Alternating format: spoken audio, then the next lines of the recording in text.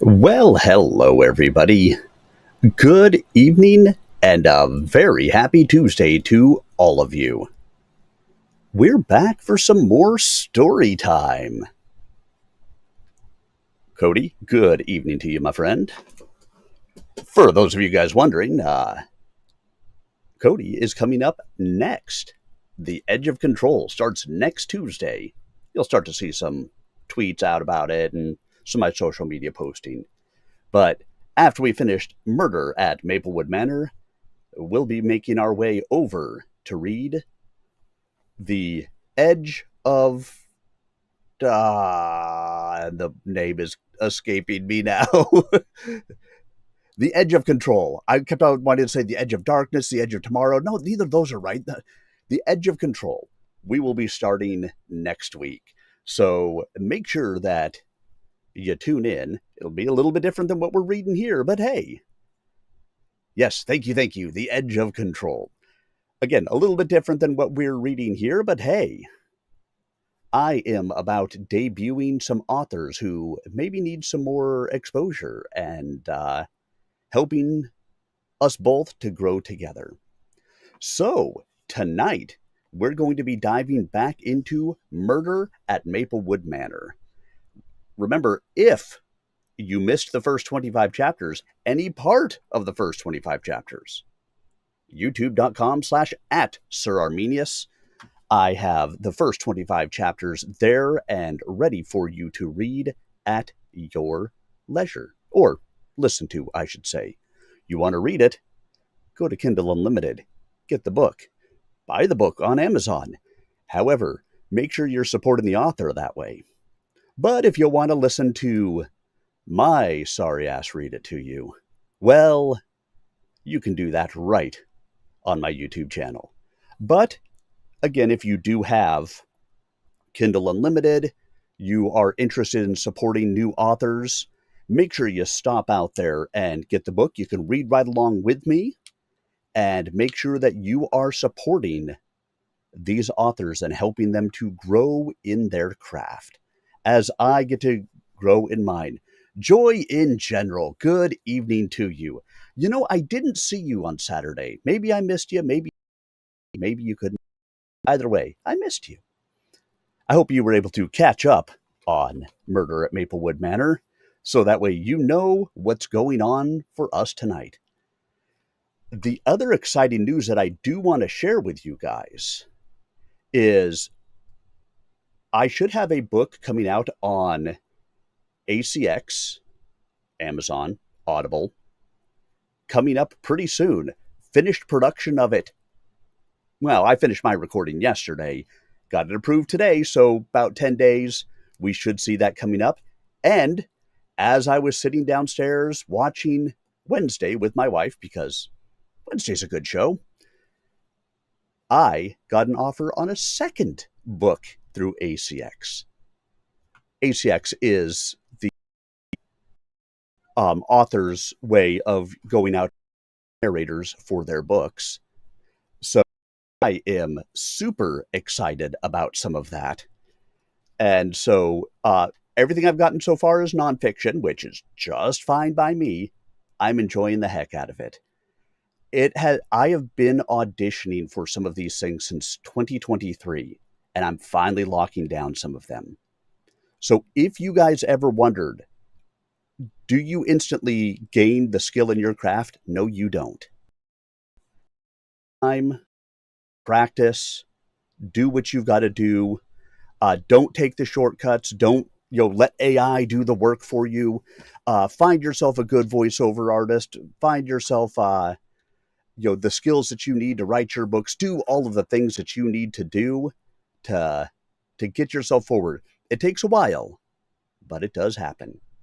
When you'll see some postings and stuff like that come out from me when those actually go live, because again, I want to make sure that I am supporting the authors who have chosen me to more officially narrate their books. I mean, don't get me wrong. I love that you guys have chosen me to narrate some of your books here live with you. But there's a difference in between a live reading and an edited reading. Either way, so happy to have been able to do it. All right, guys, let's have a very brief recap of Murder at Maplewood Manor. We read for about 2 hours last week. The chapters much faster than the chapters that we have been seeing in some of the other ones. You let me know, Cody.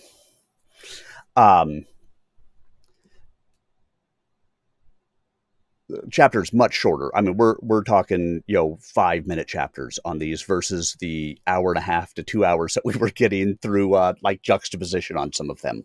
So we're getting through a lot more. So I am doing 5 chapter chunks as we go forward. Normally, I would chat with you between every single chapter. In this case, I will read 5 chapters and then we'll stop as we go forward. So a brief little bit of information for you guys on what happened earlier. We had a murder at Maplewood Manor. A dead body showed up on a horse. Thus, the horse. Basically, they uncovered that there are plots going on with the forging of land titles and the forging of breeding certificates for horses. And so they have been traveling around and trying to hunt all of this stuff down. And the dead guy, his brother showed up, Sebastian showed up. And we've got Luis and we've got Lady Edwina. And we've got all sorts of fun stuff here. You guys get to catch me doing a little bit of my English and Spain accents, because those are what we get for our readings. And hey, it is all good. So, if you have missed any of it, not a worry. I think we can pick up right where we are and you'll be able to catch up fairly quickly. But make sure that you stop out there and check out the recordings that I have up on the YouTube channel. And again, make sure that you are considering supporting the authors of any of these. If you have Kindle Unlimited, I know Murder at Maplewood Manor is available on Kindle Unlimited, or you can pick up a physical copy, you can pick up a Kindle copy, whatever works for you. All of that, of course, goes to support the author. Anna Rowe does also, and let me click back to the beginning really quick, because I'm pretty sure I had it in here. Giving back. So this is one of the great things about this, is that 1% of the proceeds of the sales and everything for Murder at Maplewood Manor, Anna Rowe donates to the Tusk Trust. So just to read her note on it really quick, and then we will look at diving into our reading for tonight. Giving back. A portion of proceeds from this book supports wildlife conservation. 1% of sales from Murder at Maplewood Manor by Anna Rowe will be donated to Tusk Trust, supporting vital efforts to protect endangered species and preserve Africa's natural heritage. So I love that. Anybody who has been with me for a while knows that the organization that I support is Project New Hope. I am a disabled military veteran. Project New Hope, projectnewhopema.org, for anybody who wants more information, is a nonprofit here in the Massachusetts area that gives back to active duty military families and veterans. I love the work that they've done. I've actually served on the advisory board there for, 7-8 years. And from my streaming, when I get ad revenue from streaming, 50% of the revenue that I make from my streaming goes to support Project New Hope. So I love the idea of giving back. Those of us that are blessed with the ability to do so, it's great to be able to give back. Now, let's go ahead and dive into our reading for tonight. So everybody, sit back, relax, and prepare to enjoy as we dive in to another reading of Murder at Maplewood Manor by Anna Rowe. Before I do, quick sip of tea.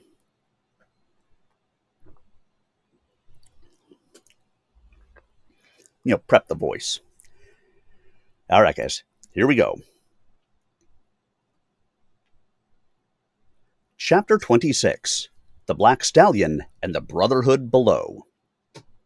They reached the town of Zafra by nightfall, a place nestled in red hills and wrapped in moonlight.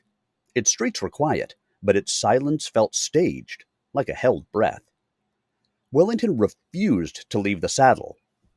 Thunder, unusually alert, snorted at every doorway. "He knows something," Sebastian said. "This is no ordinary village."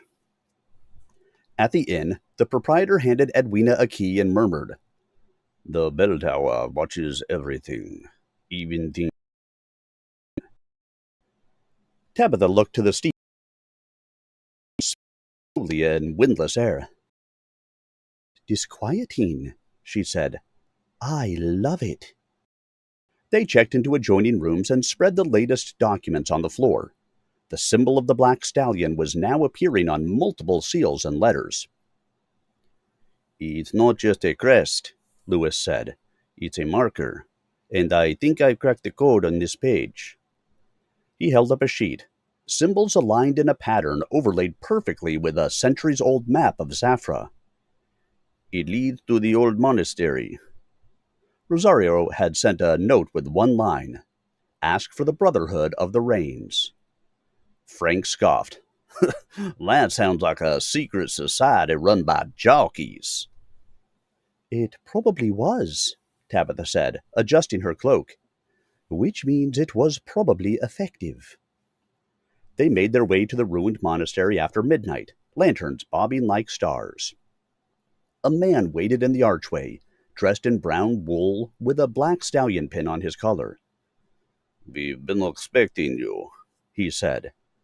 Inside, beneath the main hall, was a network of tunnels, clean and lit.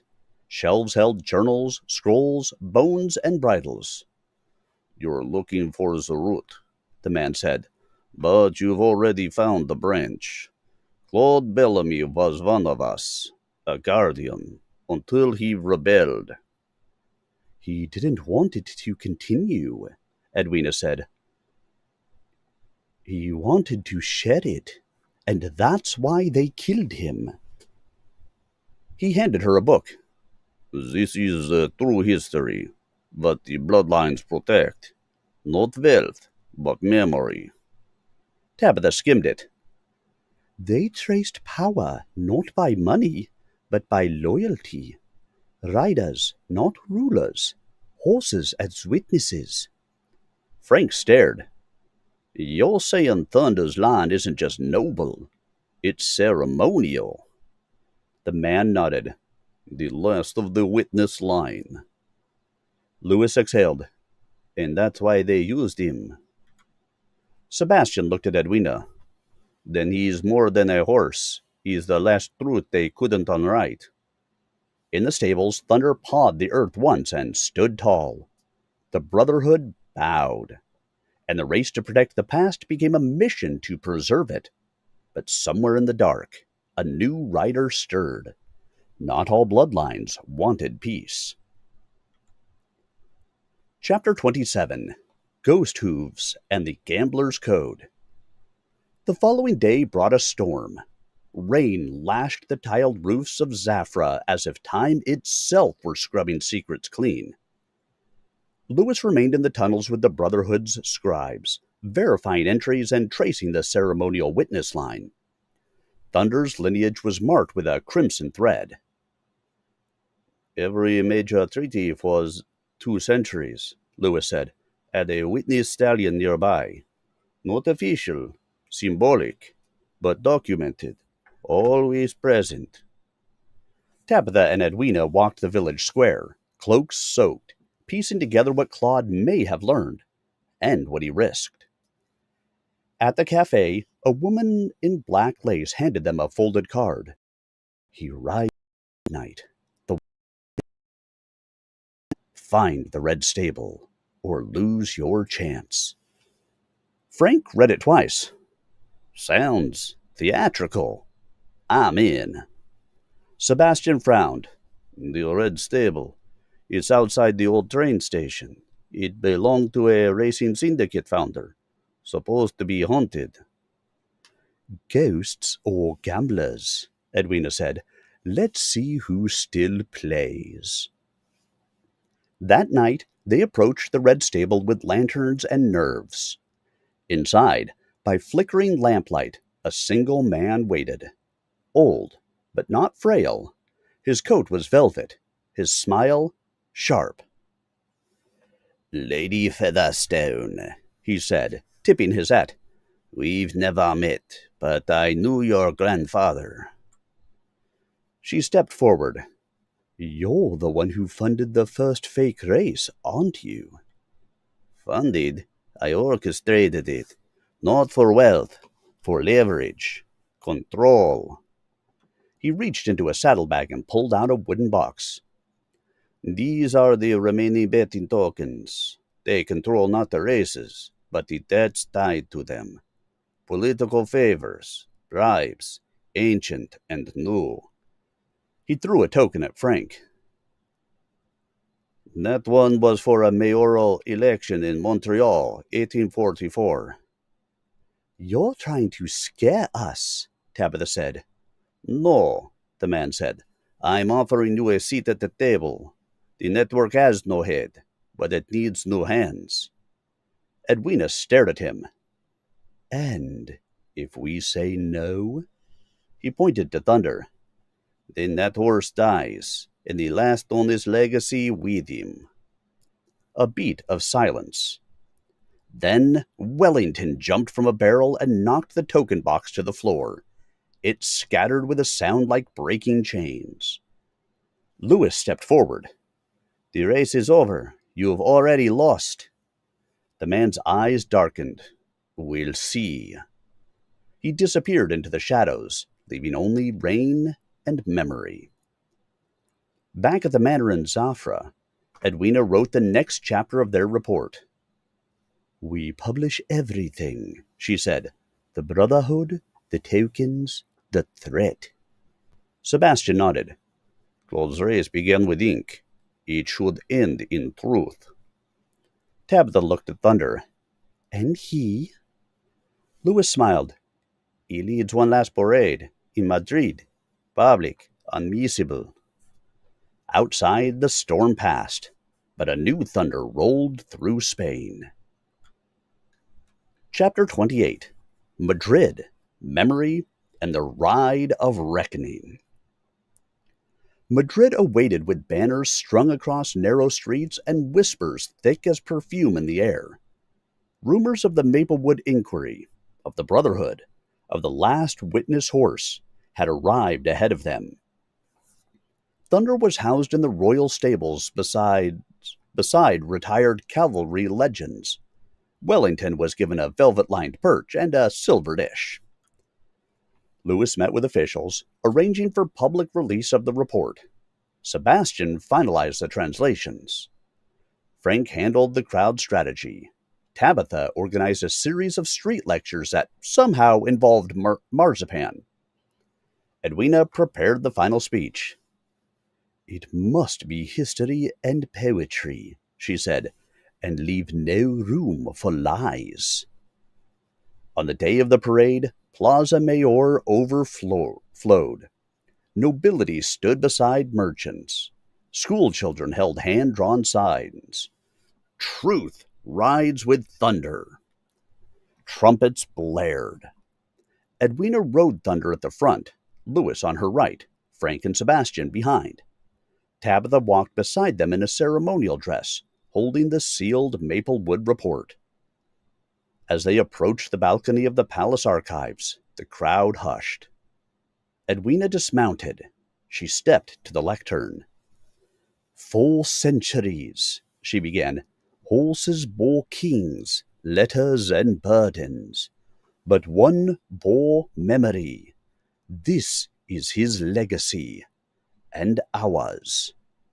The report was handed to the head archivist. Thunder neighed. A cheer rose, deep and wide. Then a gunshot cracked. Screams, movement, chaos. Wellington leaped down. Frank tackled Edwina. Lewis charged. A man with a rifle stumbled from a side street. tackled by a flower vendor. Tabitha ran to the box he'd dropped. Not a bomb. A forged title. One last attempt to destroy the record. Edwina stood, dusting herself off. "Well," she said, "he should have known better than to try and outrace thunder." By nightfall, the truth had spread. The news had spread. The truth had survived. The archive had accepted the report. The witness had ridden. At the royal stables, Thunder was fed apple slices by the Queen's envoy. Wellington lounged with the King's spaniel. And on the manor balcony, Edwina toasted the team. "We wrote the ending," she said, "and gave it hooves." Louis raised his glass. "To the past, and to whatever comes next." Frank grinned. "Let's just hope it doesn't involve more syndicates." Tabitha winked. "Only if they have better hats." The moon shone over Madrid, and in the stillness, Thunder let out one long, triumphant breath. History, for once, was on their side. Chapter 29. Return to Maplewood and the Quiet Victory. They returned to Maplewood in autumn, carried on the last warm wind of the year. The station was quiet. No banners this time. No reporters.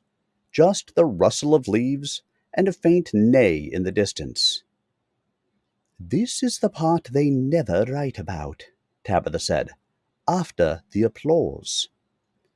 Wellington hopped off the train as if he'd personally pulled it. Thunder followed with slow, assured steps, wearing no garland, no ribbon, just dignity. Potts met them with tea and letters. "One anonymous thank you from Paris," he noted. "One cake from a grateful syndicate whistleblower in Prague, and one very polite invitation to testify before the Belgian Parliament." Frank groaned. "Can we decline in pastry form?" "We're not heroes," Edwina said that evening by the fireplace. "We're stewards." Louis nodded. "Guardians of stories, and the ones who finally told them." They resumed life with touches of absurdity. Sebastian taught Thunder to respond to subtle whistles. Tabitha began writing a book. Frank offered commentary to anyone within earshot about "that time I wrestled syndicate secrets from a Spaniard while wearing boots made of hope." And Edwina tended her garden. Tulips, tomatoes, thyme. Then, one day, a letter arrived. No seal, no signature. "You did well, but there are more truths. If you ever tire of peace, come east. The black mare rides again." Edwina folded the letter, placed it in the drawer. "We earned the quiet," she said aloud. But Thunder looked up from his paddock, and Wellington stared at the horizon, because quiet in Maplewood never lasted for long. Chapter 30. Snowfall, Sovereignty, and the Return of Lady Elizabeth. Winter arrived in Maplewood wrapped in a hush, the kind of snow that softened roofs, silenced geese, and demanded wool cloaks whether fashionable or not. Edwina was writing Christmas cards by candlelight when Potts entered with wide eyes.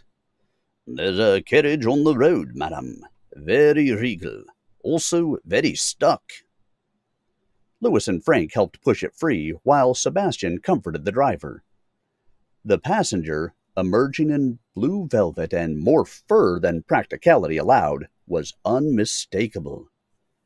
"Lady Elizabeth Spencer," Edwina exclaimed. "You didn't think I'd let a winter pass without visiting Maplewood, did you?" Thunder, now retired but ever regal, let out a deep, approving nicker from the paddock. "I brought shortbread," Elizabeth added, waving a tin. Tabitha arrived, cheeks red from the wind. We'll put her in the room with the good view and the conspiracy-proof windows. By evening, the drawing-room was alive with pine-scented garlands, simmering cider, and tales of the past year. The Queen still asks about Wellington, Elizabeth said. She claims he once stared down a foreign ambassador until he retracted a treaty. Entirely true, Frank nodded. Sebastian added, he now prefers diplomacy by burying. Lewis returned with news. There's a delegation arriving tomorrow. Indigenous horse riders from the north. They're delivering ceremonial blankets and an oral history thunder-inspired. From Canada? Edwina asked. Yes. One said her grandfather raced Thunder's ancestor at a winter gathering near the Red River. Lady Elizabeth placed a mittened hand to her chest. Horses really do run through everything we call legacy. That night, snow fell thicker, and the next morning, the delegation arrived on sleds and sturdy ponies, adorned in beadwork and feathers that shimmered with frost. Their leader, a woman named Wapakoni, stepped forward. We come to honor not just the horse, but the story he carried, and the truce you returned. A ceremony was held beneath the manor's snow-laced archway. Songs were sung. A drumbeat echoed in the crisp air. Thunder stood quietly between Wapakoni's paint pony, their breath mingling in clouds. A child from the delegation handed Edwina a small carving, a horse running across a scroll. He runs with your words now. Wellington blinked solemnly. Later, by the hearth, Lady Elizabeth sipped mulled wine and watched the fire. You realize, she said, we're not finished. We never are, Edwina replied. Then, after Christmas, we go east. Outside, snow kept falling. Inside, the past, the present, and the possible future huddled close. And in the barn, a black foal was born under the northern star. Thunder's line would gallop on. So too would the truth.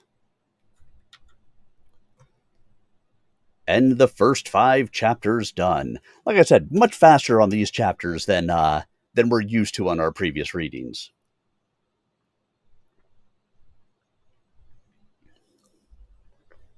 But hopefully you guys are enjoying it nonetheless. I mean, the chapters move really quickly. For a debut, I think it's perfect. I would have loved to see maybe a little bit more expounding on some of this. Some of it moves through very, very quickly. Why, thank you, Joy in general. This one is definitely giving me the opportunity to practice my accents. So, for those of you guys who didn't know, this occurs, let's call it, in the late 1800s in Canada, where they had, for the most part, British-type accents. And then you've got Louis and Sebastian, who are from Spain. You've got Frank, who's from Missouri. Missouri. So I'm having fun with these ones. It's giving me the opportunity to go back and forth, but sometimes I have to think for just a second to remember what freaking voice I gave somebody. when I'm recording a book or when I'm doing something longer, I actually will write down, okay, Edwina, deeper, English female, Louis, higher pitched Spanish accent, things like that, just so that way, if I need to, I can quickly look over and be like, oh yeah, that's what accent I gave them. So I can try to have it consistent without, but it's fun on these ones. I do enjoy it. And again, hopefully you guys are enjoying the read as well. Like I said, I'd love to have seen more detail go into some of this. You've got the natives who had come down. Hey, every trick of the trade that you can use for these things are absolutely necessary. Um, it's what you got to do, right? But like we had the natives come down. I would have loved to see more of a ceremony into that, more build up and description around it. But again, for a debut novel, I think it's good. It gives the ability to have something to grow into, which is fantastic. Overall, I'm enjoying the story as it's going through. It's just moving really quickly as we go through a lot of it. All right, guys, let's dive into the next section. Here we go. Chapter 31, Eastbound Epiphanies and the Language of Snow. The new year dawned crisp and bright, with Maplewood frosted in silver. Fireplaces crackled, the village bell rang twice for peace, once for luck, and a final time because the vicar had slipped on the steps. Edwina paced her library, cloak fastened, gloves ready. Lady Elizabeth entered in traveling attire that turned heads and defied logic. "I've brought maps," she said, "and biscuits. I bribed a cartographer in Vienna." Tabitha clutched her notebook. "Where east are we going?" "Galicia first," Lewis said. "There's a monastery archive that might hold copies of the original Brotherhood Accords." Sebastian added, "And a series of markings from the Moorish registry end near there." Frank already had the horses prepared. Wellington, bundled in a small tartan cape, refused to ride in a crate and instead commandeered a velvet cushion in the carriage. Before leaving, Wapakoni gave them a gift, a birch bark scroll bearing syllabic characters and symbols of horse tracks. "It tells the story of riders who carried stories in their feet," she said, "and the reminder that sometimes truth travels in silence." Their journey began with snow beneath wheels and wind at their backs. In Galicia, they found the monastery half converted into a cultural archive. A brother Matteo met them with ink-stained fingers and suspicion. "You seek the fifth accord? Many died for it." He produced a scroll wrapped in oilskin. Inside, an agreement from 1327, written in Arabic, Latin, and Cree syllabics. "It was signed by 3 riders, 1 monk, and a merchant of horses," Matteo said. "It predates borders." Lady Elizabeth whispered, "So, this wasn't just a European affair. The network was global from the start." As they studied the text, Tabitha gasped. "Here, it references a sanctuary city, one where no horse is ever bought, and no rider rides for gold." Lewis pointed. "Eden in the Carpathians, a myth, a fable." Frank grinned. "Or our next stop." Outside, snowflakes danced like language. Inside, history unfolded in 3 tongues. Edwina ran her hand over the scroll. "We've spent months exposing deceit. Now it's time we protect something pure." Wellington yawned. Thunder snorted. The East wasn't finished. Neither were they. Chapter 32, Hoofprints in the Carpathians and the Sanctuary of Silence. The Carpathians rose like frozen waves, white-capped and ancient. Their journey eastward wound through villages where people whispered of horses that could not be caught, and riders who vanished into mist. Lady Elizabeth was undeterred. "The colder the truth, the finer the hat," she said, adjusting a headpiece made of velvet and mild defiance. They left their carriage at the edge of a pine forest and rode through snowdrifts as soft as ash. Thunder led the way, his breath visible and purposeful. At dusk, they saw it. A city of low stone buildings and arched barns. No guards, no signs, only horses freely wandering. No bits, no fences, just rhythm. "Is this real?" Tabitha whispered. "We found it," Edwina replied. "The sanctuary." A rider approached, young, androgynous, cloaked in wool stitched with symbols. They spoke softly. "You are known. The black stallion rides with you." Lewis bowed. "We come in peace, to understand, to learn." They were led to a hall lit only by fire and snow-filtered skylight. Stories were painted on the walls, not with names, but with lines, hoof trails, branching rivers, constellations of migration. Sebastian pointed to a pattern. "These are the same as the scroll markings. This place kept the witness creed alive." Wellington, curled up by the hearth, instantly accepted. Over the following days, the travelers learned the city's code. No hierarchy, no profit from horses, all stories shared, no names spoken unless given by others. "It's not a utopia," Frank said, watching a pair of riders argue over saddle stitching.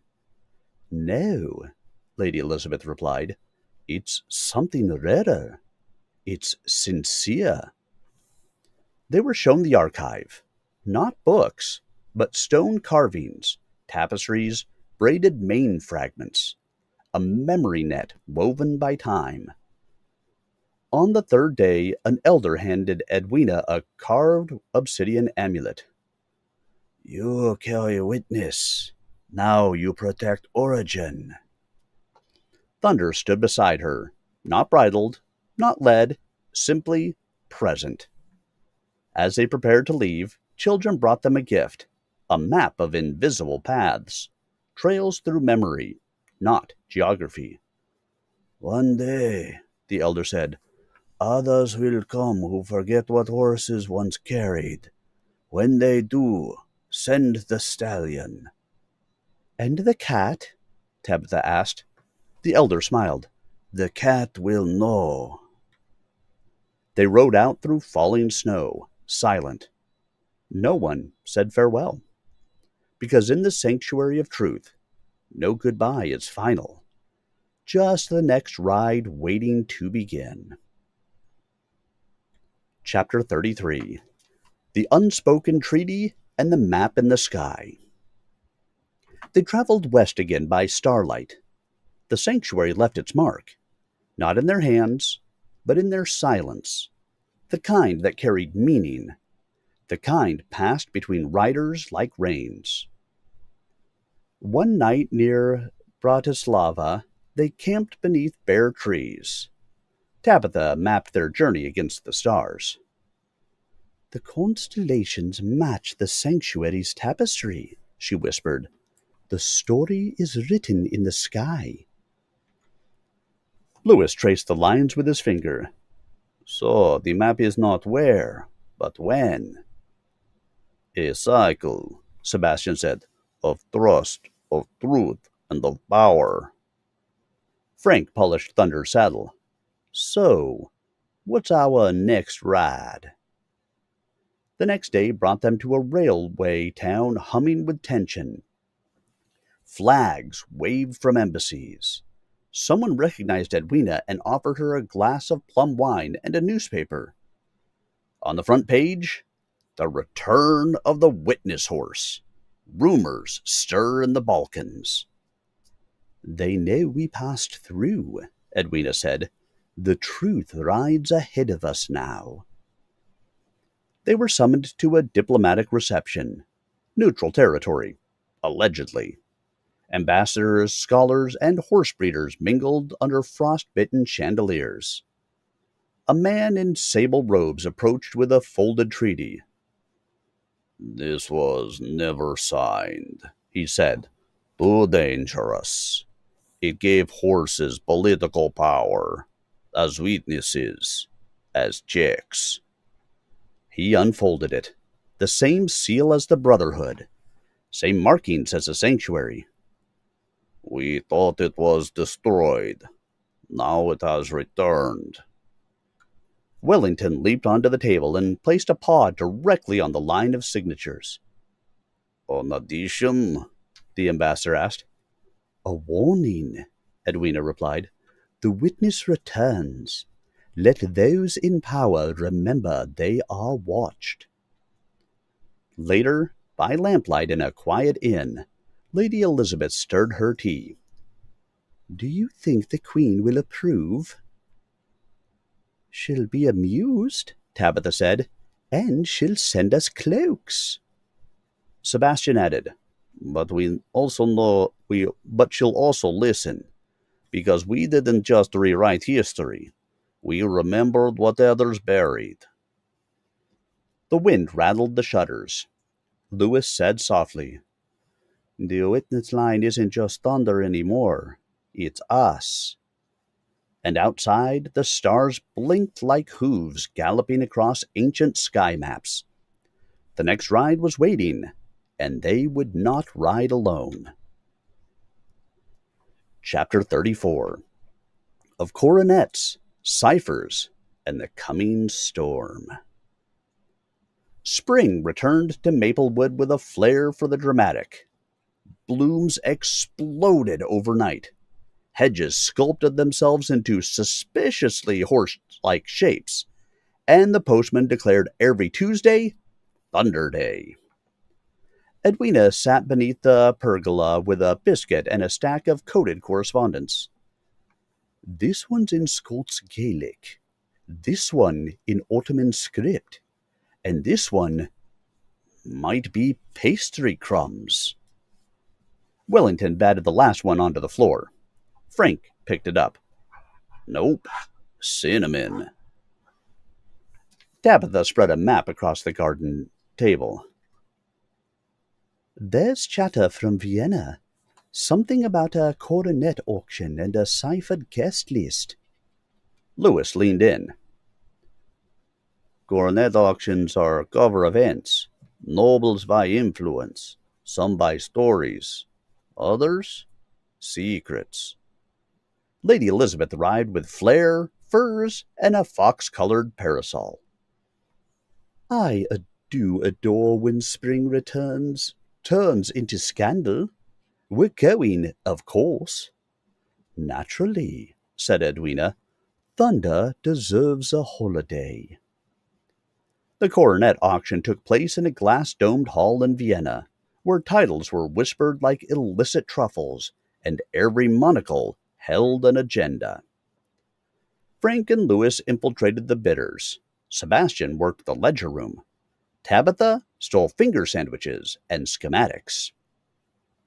Lady Elizabeth, in periwinkle and diamonds, flirted with a duke from Milan to distract him from Wellington relieving himself in his top hat.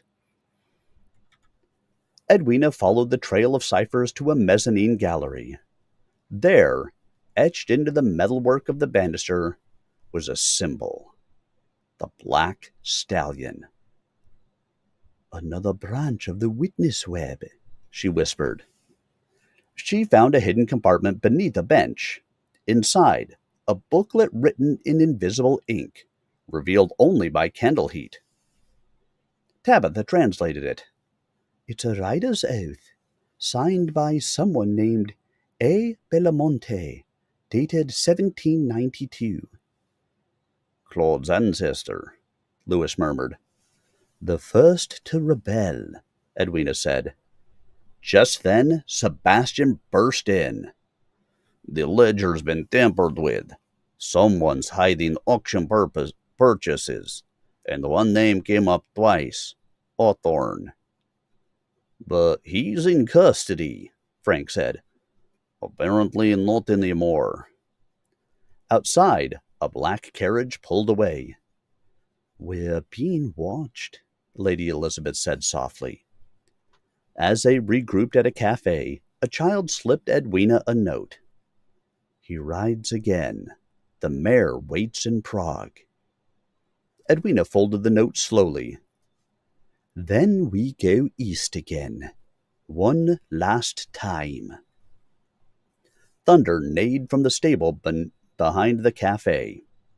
Wellington leaped to the windowsill and blinked at the skyline. The coronet glinted in the auction hall.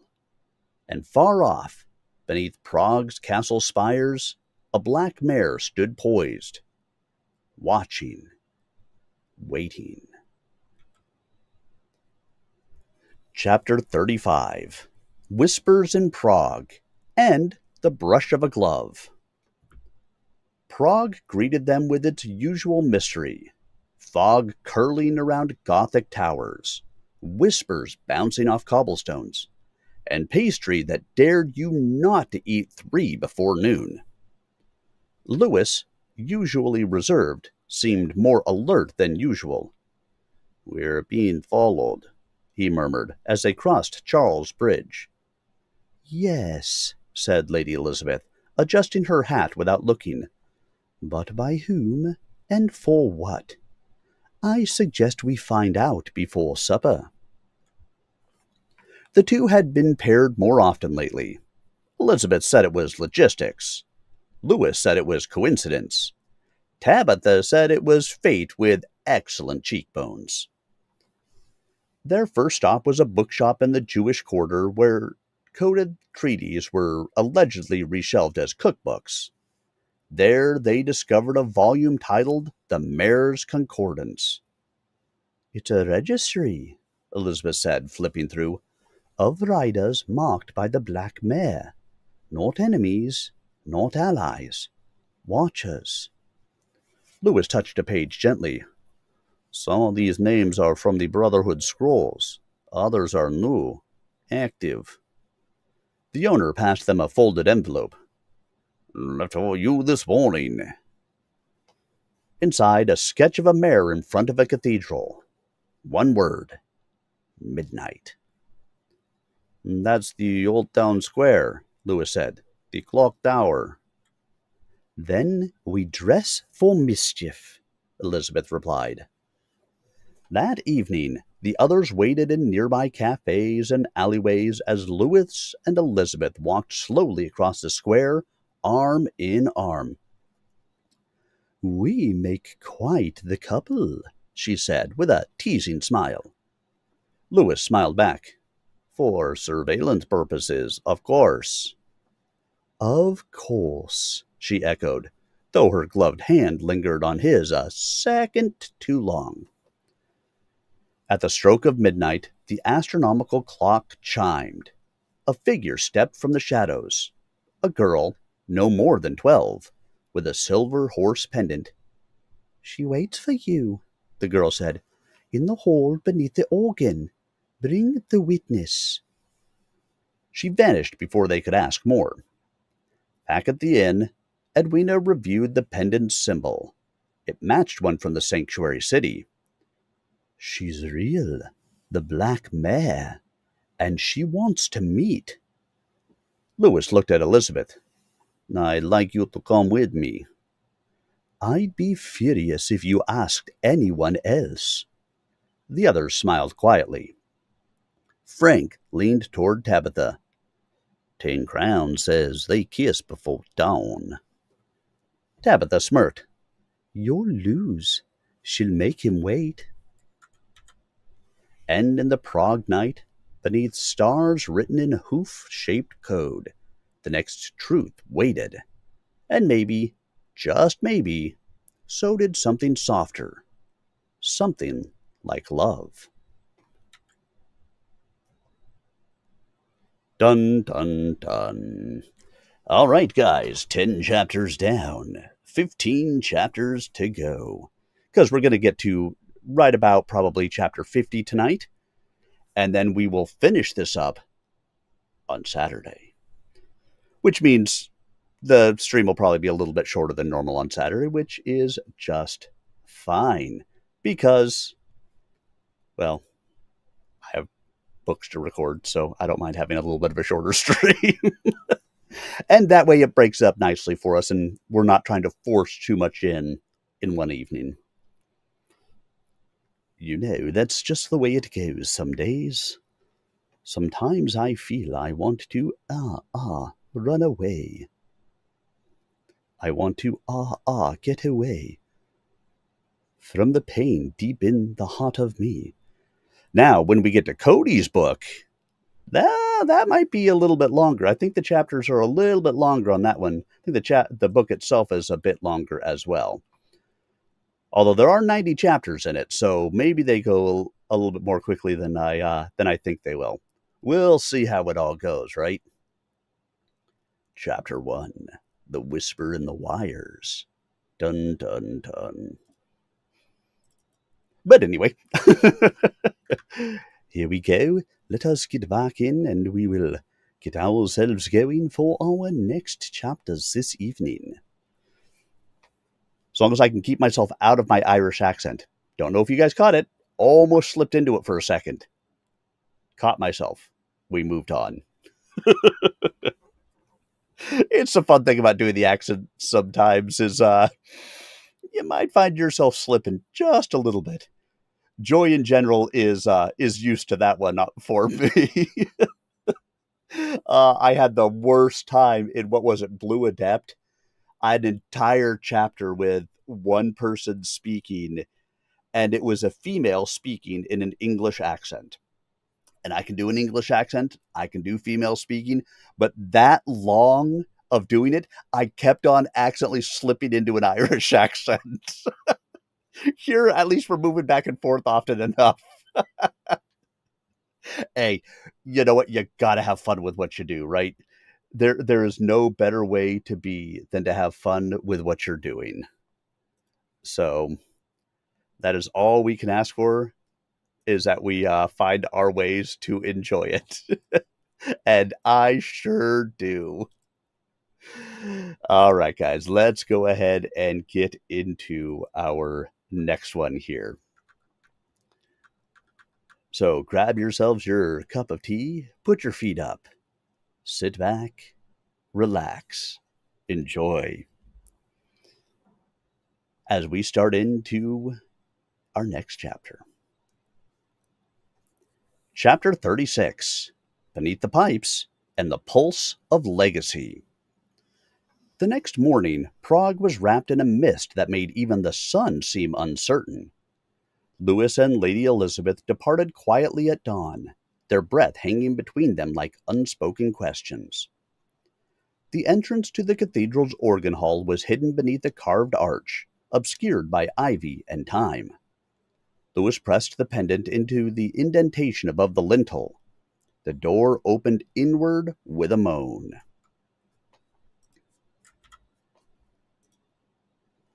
The chamber beyond was circular, lined with symbols etched in stone. Moorish swirls, Celtic knops, Ojibwe pictographs. A place where memory was inscribed without borders. At its center stood the Black Mare. She was taller than expected, midnight coated with eyes like molten obsidian. No ropes, no reins, only calm authority. A woman stepped forward, cloaked in sable, with silver rings on each finger. You brought the witness, and you came with truth. Louis bowed. Elizabeth curtsied, graceful, unafraid. What is his place? Louis asked. The Crossing, where riders once gathered before dividing the world into watchers and wielders. The last oath was taken here, broken soon after. The woman gestured to a circle of 12 carved stones. 1 for each legacy. 10 fell to power. 1 vanished. 1 remains. The witness line. She stepped closer to Thunder. He did not flinch. The horse remembers, in ways you do not yet understand. Tabitha, Edwina, Frank, and Sebastian arrived moments later, led by the girl from the square. The woman spoke again. The mare rides at moments of fracture, when truth must rise or fall. You have named it, shared it, but have you sworn to protect it? The group stood within the ring. Thunder neighed. Wellington blinked solemnly from atop a velvet cushion that had mysteriously followed them.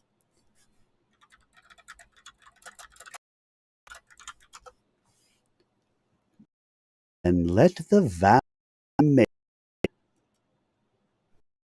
One by one, each laid a hand on Thunder's mane. The mare circled them once. The woman's voice rose like music. Do you swear to ride, but for memory, not for power, but for witness? We do, they replied. The stones glowed faintly. A wind blew through the sealed chamber. Then stillness. The woman bowed. The line is secured until next it is needed. Outside, the cathedral bells rang noon. Lewis looked to Elizabeth. Her gloved hand. He took it. And in the quiet that followed, the witness line moved forward. One step, one hoofprint, one vow stronger than silence. Chapter 37. Velvet Shadows and the Truth That Stalks. The next day in Prague shimmered too brightly, as if the world tried too hard to seem normal after something sacred. Louis and Lady Elizabeth walked the river path in companionable silence, their gloved hands not quite touching, but never drifting far. Behind them, Thunder led Wellington like a bodyguard with whiskers. But Edwina's unease had returned. The oath protects the legacy, she said, scanning telegrams, but it doesn't stop those who want it erased. Tabitha arrived with fresh worry. I accepted this at the embassy, a coded message referencing the concordance, the witness line, and a price. Frank frowned. Someone's trying to sell the story, or end it. In the old city, a show was playing called The Riders of Memory, a thinly veiled parody of their own journey, complete with suspiciously familiar characters and a suspicious lack of cats. Sebastian bought a program. Funded by a publishing syndicate tied to the Hawthorne estate. In a box above the crowd sat a man in a blue cravat, watching the stage with the serenity of someone planning a fire. Edwina entered his box during intermission. Your actors are bold. Your story counterfeit. Is it? The man replied. Or am I simply making history profitable again? Lady Elizabeth appeared beside her. Profit is a coward's version of legacy. Lewis, quietly in the aisle behind them, added, And we're not cowards. The man stood. Then prove it. Tomorrow, at the observatory dome, if you're not afraid to let the stars judge. He vanished before they could stop him. The next night, they climbed the old observatory tower. Thunder waited in the courtyard below. Wellington sat in a telescope case. Inside, the man in the blue cravat stood beneath a celestial chart. I want your documents, your oaths, your horse. Why? Tabitha asked. Because people forget, and forgetting is power. Edwina stepped forward. You think the witness line is just a tale to trade, but it's a seed, and we've already planted it. The man smirked. Then let's see just how far it goes. He pulled a small vial from his pocket, dark ink mixed with something older. One drop on Thunder's coat. he said, and no one remembers. Not the horse, not you, not even history. Lewis moved first. Wellington leaped from the telescope with a hiss. Lady Elizabeth caught the vial midair. Frank tackled the man with the sort of theatrical flair the real play lacked. The vial shattered on the stone floor. Silence. Then Edwina said, "Perhaps now you understand. We do not ride alone." The man was taken away. Later, they stood atop the tower as stars wheeled overhead. Sebastian raised a hand. "What now?" Edwina looked east. "Now we tell the story again, in every language, in every form, until forgetting is no longer possible." And thunder neighed beneath the moon, because the story had galloped too far to be stopped. And the witness line would run forever forward. Chapter 38. Horseshoe Prints Across Continents. They returned briefly to Maplewood, just long enough for Edwina to repack her trunk and for Thunder to inspect his paddock like a general surveying a field. Tabitha pinned a fresh map to the library wall. It stretched across continents.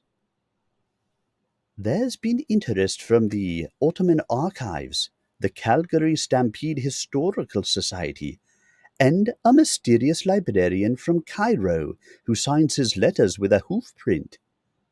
"Which means," Sebastian said, "we're going global." Frank read aloud a telegram. "To the writers of Witness, Kenya awaits. So does a story only your horse can unlock." Lady Elizabeth closed her notebook with a soft snap. "I've never been to Africa, but I have the perfect hat." Lewis smiled at her. "We'll need your diplomacy and your taste in linen."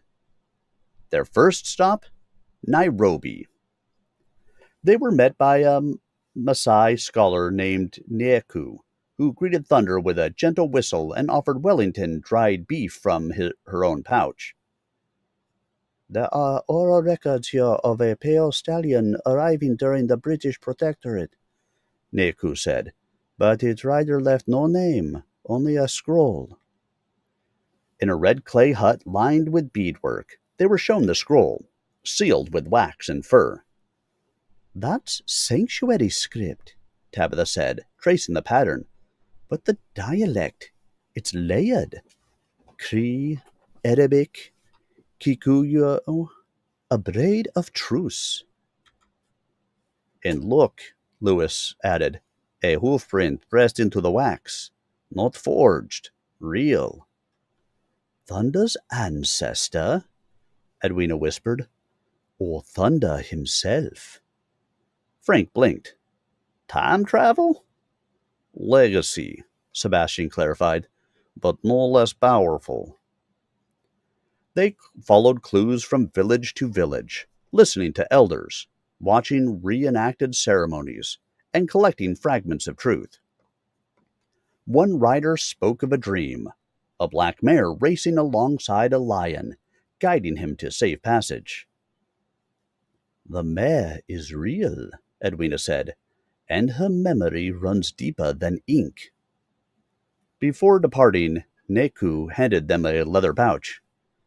"This was buried beneath the scroll. It's yours." Inside was a small bone carving, a rider and a cat, side by side.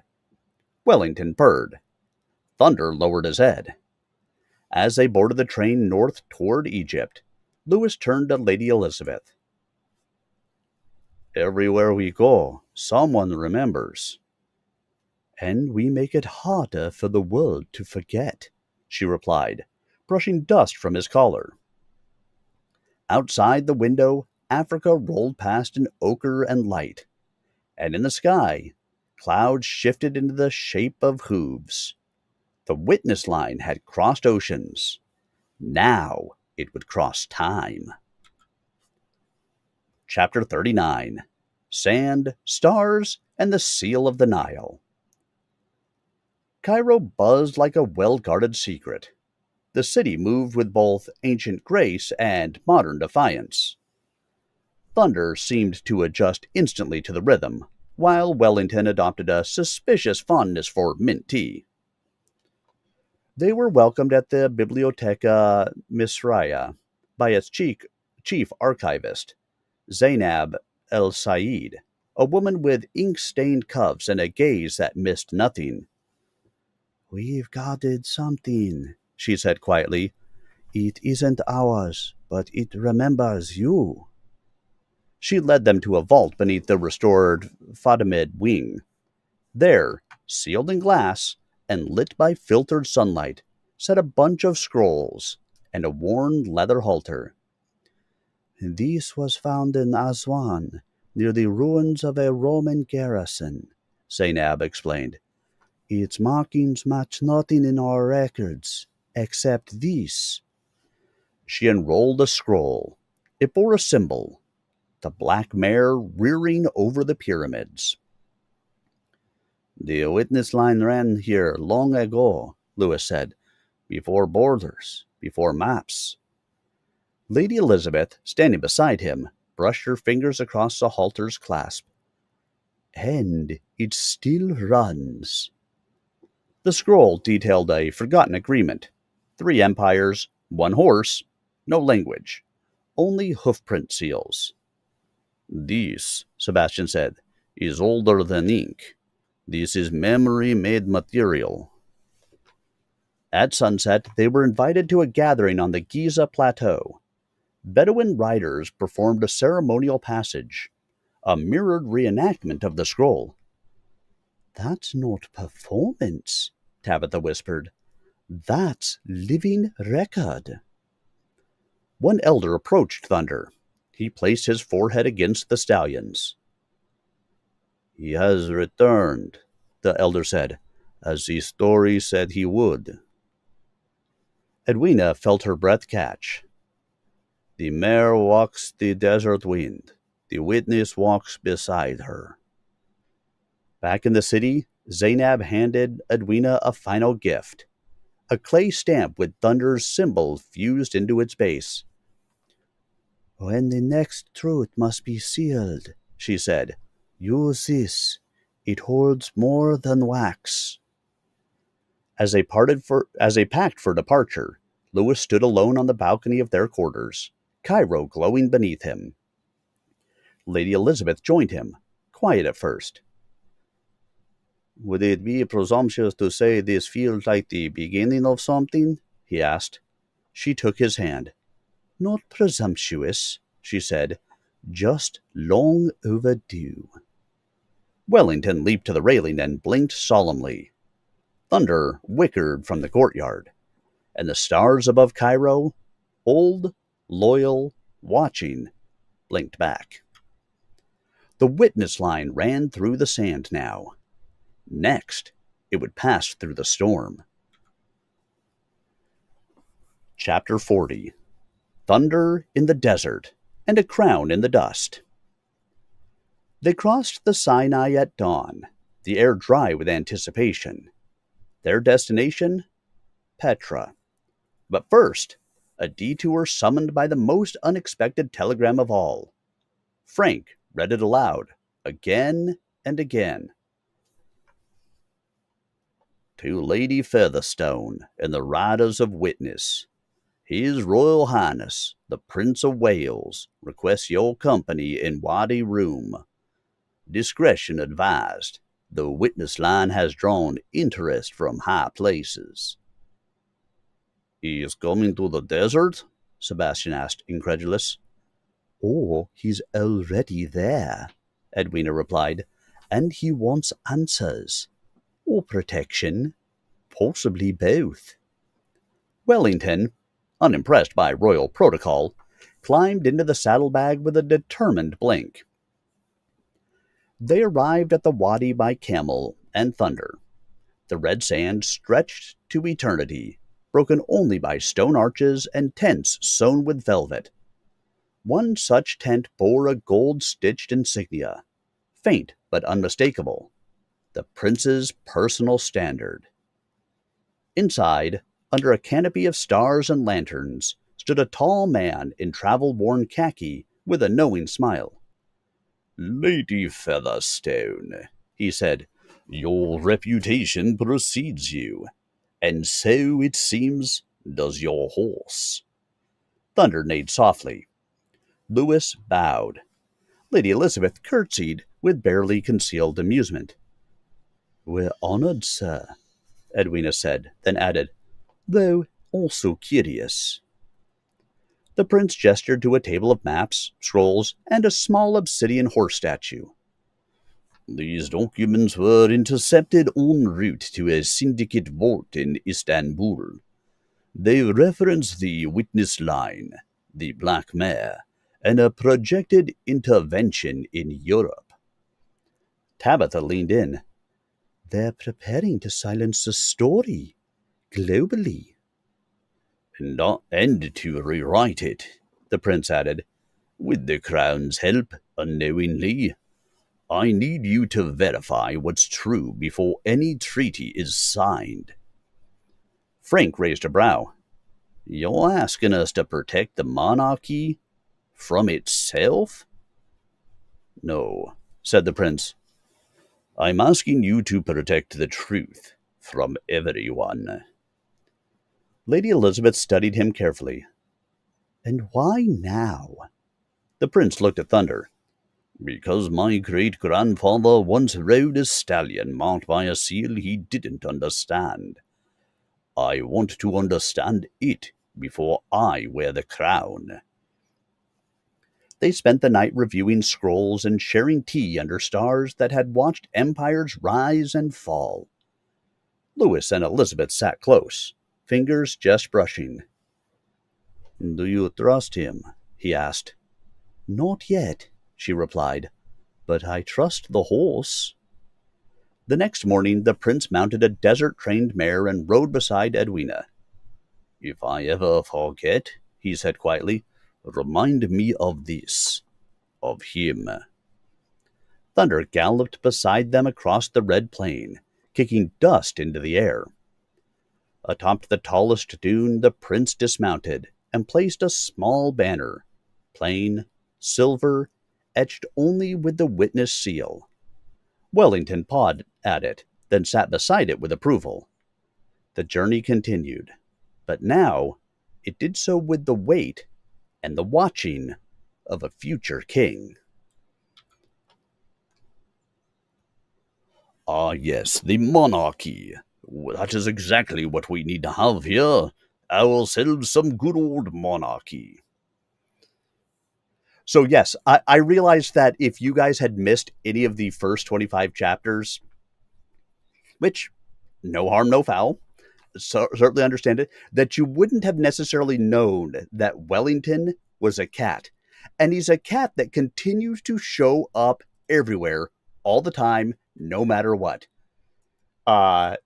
Whether they expect him to be there or not, he has just absolutely just arrived in places. So he's like a strange, integral part of the story that is just there because cat. That's exactly what cats are. So that is Wellington. And he continues to ride upon thunder in his nice basket.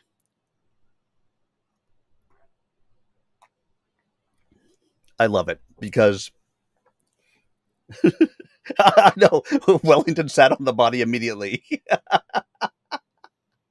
uh, I was telling somebody about this book, and I don't remember where, but like they looked at the cover of it and they're like, "Oh, the cat did it." I was like, "That's a horse on there." They're like, "No, the cat did it. The cat did it." I love it. It's just fantastic. Wellington. And maybe, just maybe, by next Tuesday, Cody, when I start your book, I'll finally have my teleprompter that was supposed to have already been here and is still not here. And I will be able to look at you guys as I am narrating. I've also got a new microphone coming, a nice little shotgun mic that'll sit above my head so we don't have to see it on camera. All things that I've wanted for a while that are on their way. Hopefully, everything will be ready and set up when I start your book on Tuesday. I guess we'll see. All right, guys. Time for, yes, leveling up the audio equipment.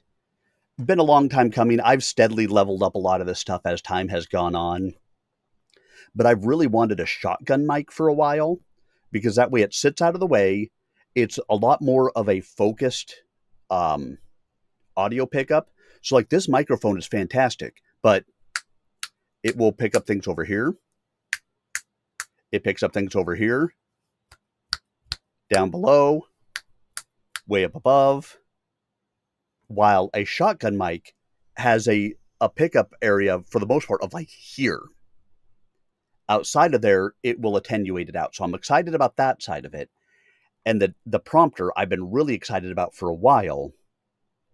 And because I do so much of the reading streams now, I want to be able to actually look at you guys. It was a piece of feedback that a friend of mine gave me a long time ago. He's like, I love your readings, but you're always looking to the side. We're staring at the side of your head. I was like, that's because that's where the monitor is, my webcam monitor. With the teleprompter, I will be able to stare straight at you guys, read it right as it's going, and kind of look at you guys as we go. So I am very excited by that coming in. Next week, I'm hoping that everything is going to be here. All right. Time for our next segment, everyone. Remember, refresh your drinks in here, because I am the best dad ever. It's a, Boston thing. Best dad ever. Yeah, they're killing me with this. I hadn't gotten this far in the book because I've had other books I've had to read. I've got other stuff going on. So I didn't make it all the way through. I read the first probably quarter to third of the book before I started this, just to make sure there wasn't going to be anything that was going to trip me up. I didn't realize I was going to have to somehow come up with an African accent. That is not in my bag of accents at this time. It's just not there. So we make it through.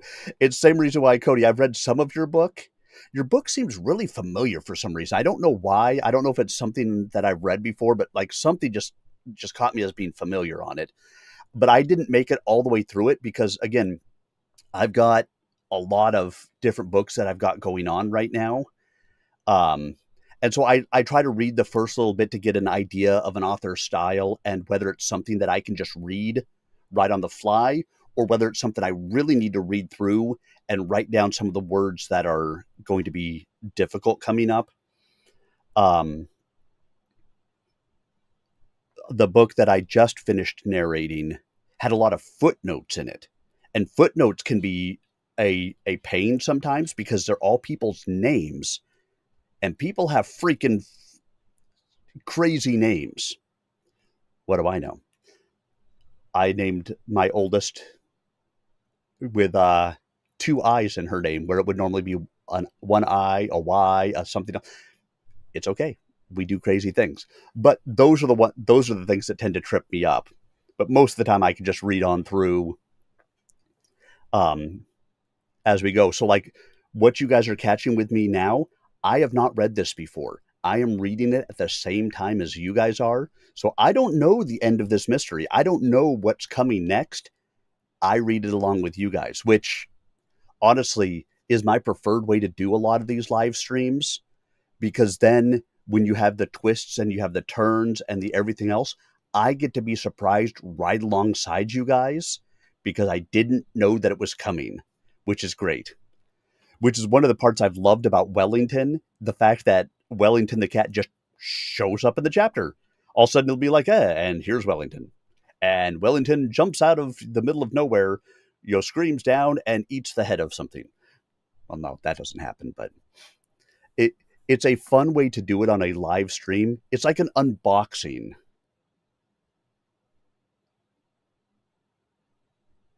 Very cool. So it's like an unboxing where you get to see the expressions as you go through with some of this. So hopefully you guys enjoy that I do it that way as well. Obviously, for my actual narrations, when I'm recording them and officially documenting them, and they would eventually be for sale, I've read it. I read through it. We record it down. I go back and I edit and I do all of that stuff. So it's a little bit different, which is why the live streams are so much fun for me, because it's very different than the other part where it you have to be very regimented because you don't want the breath sounds in there. You don't want the noises that your mouth may make. You don't want pauses that are too long, too short, so on and so forth. So different creatures, same category. All right, guys, let's jump into our next segment here. Just a little behind the scenes for you guys who are here with me, that you would get to miss some of this when we are, if you went and watched the replays.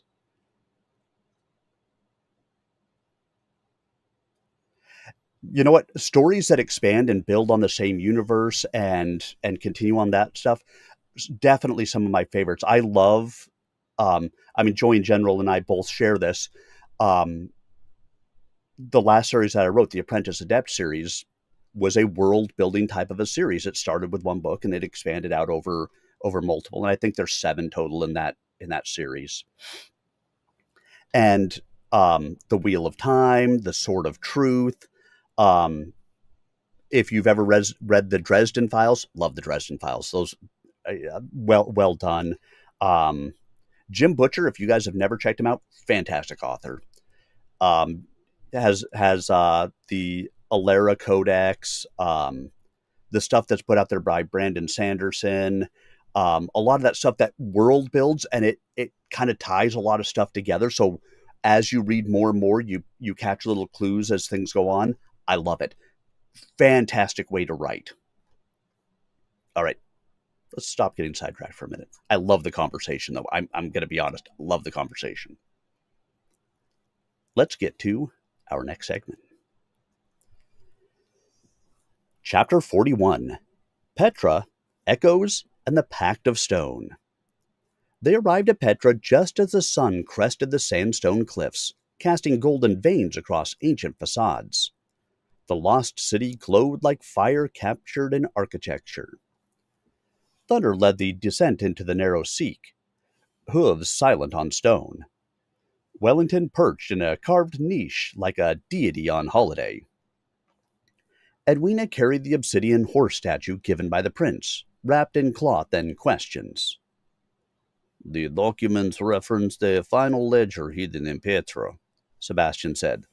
One that could verify the names erased from the witness line. Tabitha added, It also mentioned a pact. One last vow between riders and rulers. They found the chamber at midday, hidden behind a false column near the monastery. Inside, dust, silence, and carvings. The walls bore symbols from every culture they'd encountered. Hoofprints, rivers, stars, riders. Lewis pointed. There, the original seal of the pact, undisturbed. Lady Elizabeth traced her gloved finger across a phrase written in Nabedian script. The horse remembers what the crown forgets. Edwina placed the obsidian figure on the altar at the room's center. A mechanism clicked. The floor shifted. A drawer opened. Inside, a scroll, tightly rolled, bound with human hair. Tabitha unrolled it gently. It's a final oath. A forgotten signature. Belmonte. Claude's ancestor, Lewis whispered. He helped form the pact, then vanished. Frank frowned. Then maybe it wasn't betrayal. Maybe it was guardianship. A second compartment clicked open. A list of names. Riders from every continent. These are the real keepers, Edwina said. The ones who rode without fame. Lady Elizabeth smiled. And the ones who never stopped. They sealed the chamber behind them, leaving the scrolls intact. That evening, they camped in the open. Thunder grazed.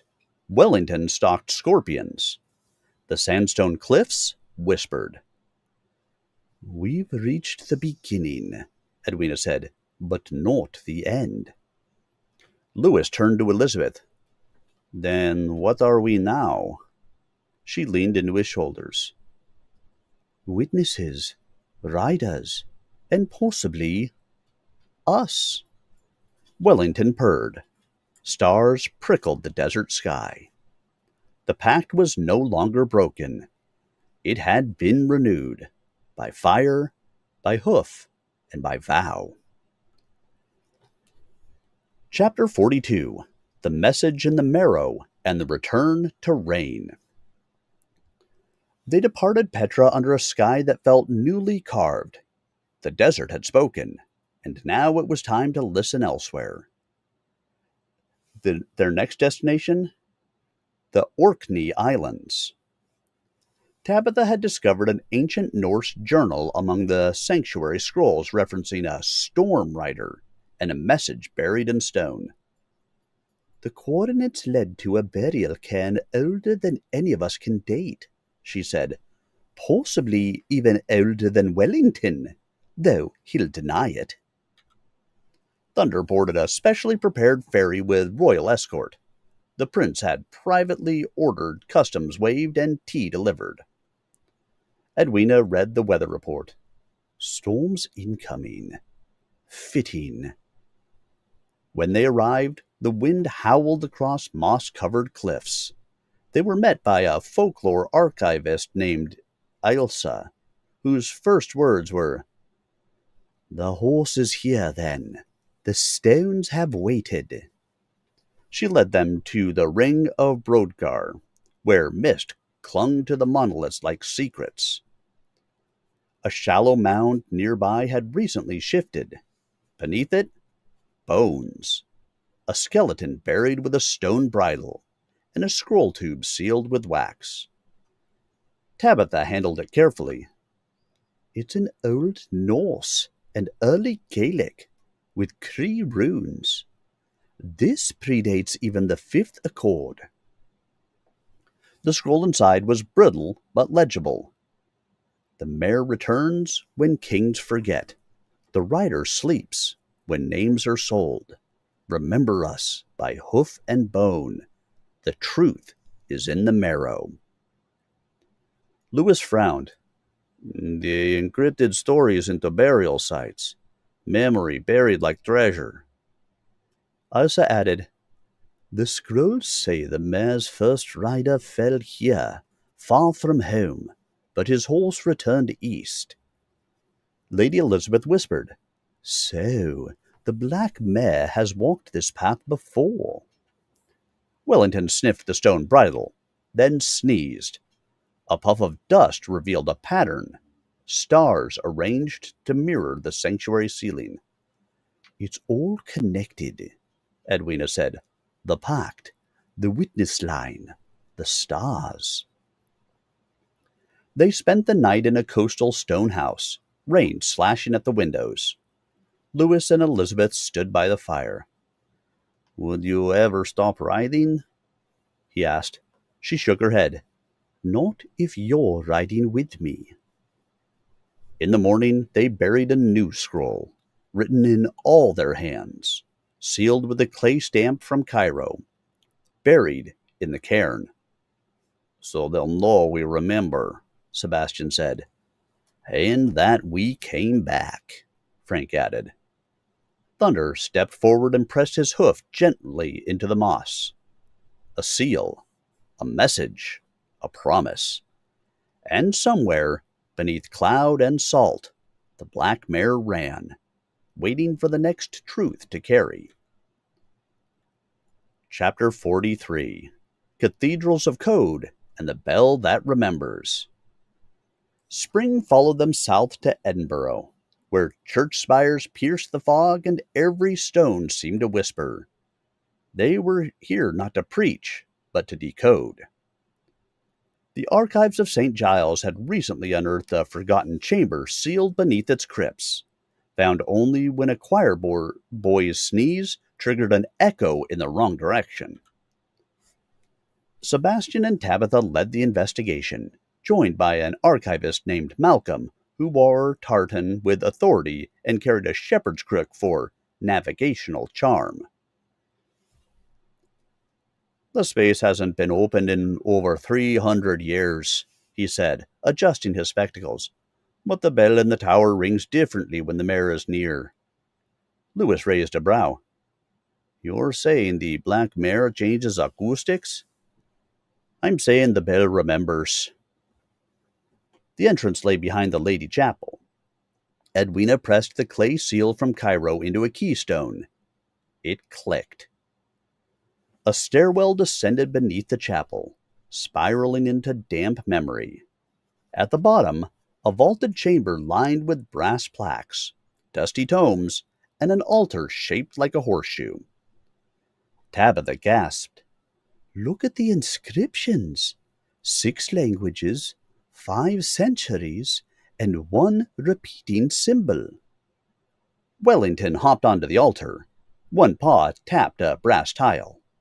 It swung open. Inside, a vellum scroll and a silver bell clapper. The scroll bore a phrase.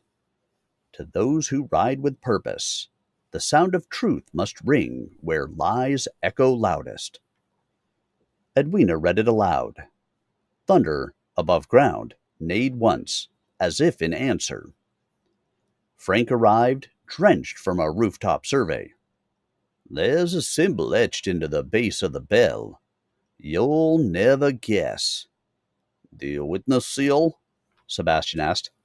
And the mayor, Frank confirmed, side by side. Lewis held the clapper. They left this here not just for record, but for resonance, a sound only the right rider would recognize. They returned to the bell tower. At the hour of dusk, Edwina attached the clapper. She rang it once. The tone shimmered through stone and steel and soul. In the market square, pigeons froze. Horses looked east. Children paused mid-run. And far away, in London, the Queen looked up from her desk and smiled. Lady Elizabeth stood beside Lewis. He whispered, That sound, it felt like a beginning. She nodded. Or a call to ride once more. Wellington stretched luxuriously. Thunder, down below, pawed the earth. The bell had rung, and now the world would listen. Chapter 44. The Song Beneath Windsor, and a Letter from the Queen. By the time they returned to England, early summer bloomed like forgiveness. Maplewood shimmered with lilac and mischief, but the summons was clear, a discreet invitation bearing the royal seal. Her Majesty wishes to speak privately, Edwina said, tucking the note into her satchel. No pomp, no pageantry, just Windsor. They arrived at the castle's private entrance, greeted by a single butler and a tray of shortbread with a tiny paw print pressed into one. Wellington's already made contact, Frank whispered. In the Queen's solar, they found her alone, wearing a shawl embroidered with galloping horses and an expression unreadable to most, though not to Thunder, who nuzzled her hand gently. You've stirred things, the Queen said, motioning them to sit, and not all the right people are pleased. We didn't aim for popularity, Edwina said, only the truth. And truth, the Queen replied, is rarely popular. She passed them a bundle of old letters, royal communications long thought destroyed.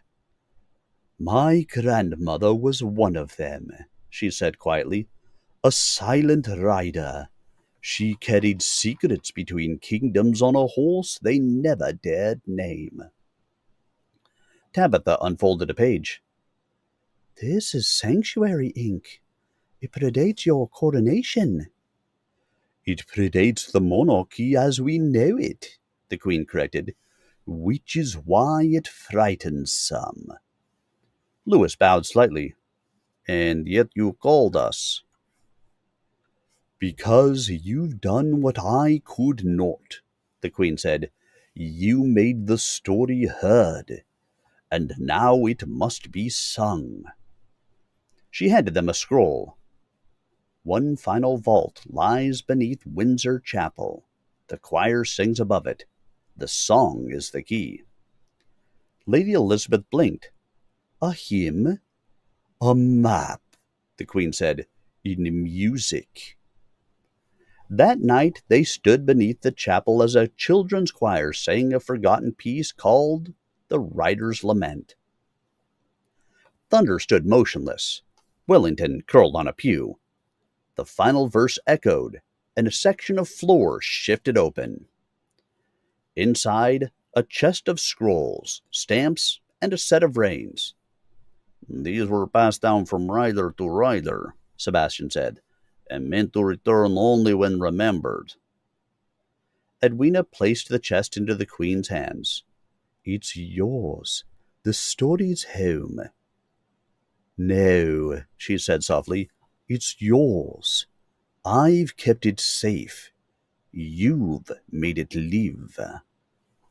A moment of stillness passed. Then, ride well, for the story and for the ones still listening. They bowed. Outside, the roses nodded in the breeze. The chapel bells rang gently. And somewhere, high in the rafters, the black mare watched unseen, listening, waiting. Chapter 45 Curryverkan Currents and Royal Interference. The Highlands welcomed them with sullen skies and a silence too profound to be empty. The land felt coiled, like a secret about to unfurl. They arrived at Curryverkan under rain clouds and gulls. Tabitha clutched the burned map. Lewis led Thunder across bog-softened paths, while Lady Elizabeth, remarkably dry, smiled beneath a hood lined with satin. There's something here, Edwina murmured, but it's not just the truth. As they reached the old standing stones, Skor an Firnin, Sebastian called out, We're not alone. From the path ahead, a motorcade approached. No crest, Frank noted, but I know diplomatic shielding when I see it. Moments later, the Prince of Wales emerged, windswept and smirking. I had a feeling you might try to finish this without me, he said. Lady Elizabeth raised a brow. This wasn't an open invitation. No, the prince agreed, but I rarely wait for one.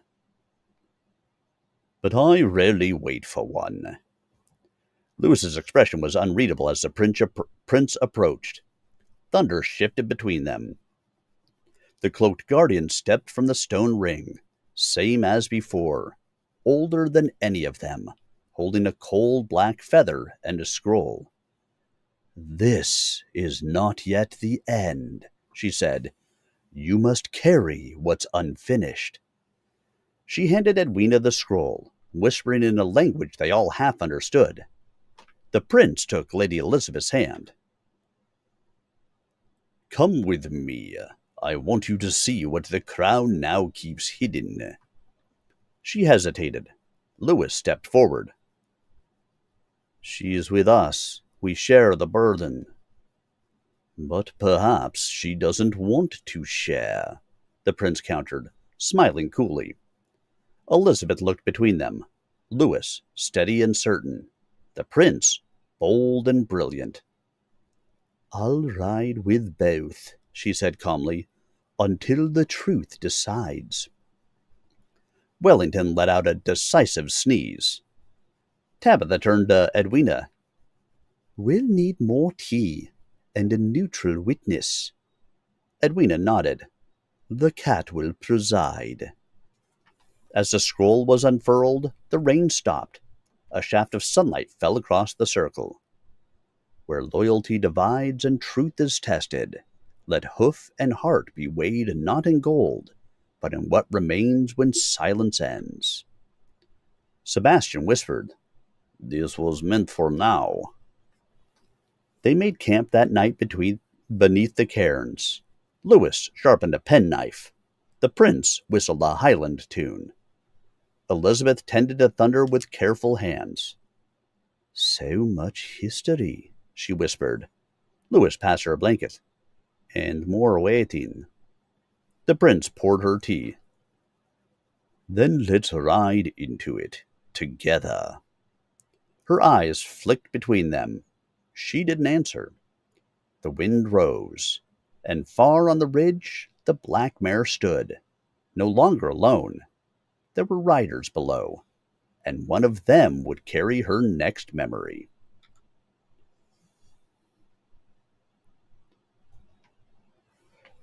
I know, right? Wellington gets to bear witness. Go Wellington! Stupid Prince coming in with a new accent that I have to remember. It accidentally went southern there for a second, so I had to correct it. The little things in my life. All right, guys, we got one little section left for tonight. 5 more chapters.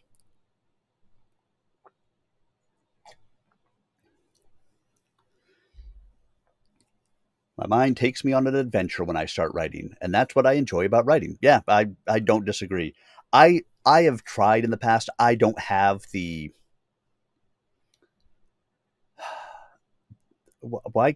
and the word is escaping me. The imagination for a lot of it. I don't have the ability to come up with a lot of that stuff. I love to read it. I absolutely adore reading it, but I just don't have the ability to come up with those things as we go forward. So believe it or not, I have. Oh, it's backwards. Of course it is. Hold on. There you go.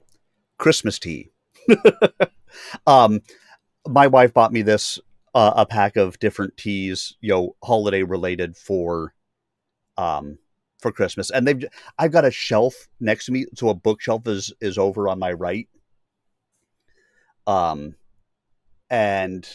I have probably 25 boxes of different types of tea in there. So like I'm just getting to these ones now. I'm almost done with the Christmas tea, but that's what I'm drinking. I'm drinking Christmas tea.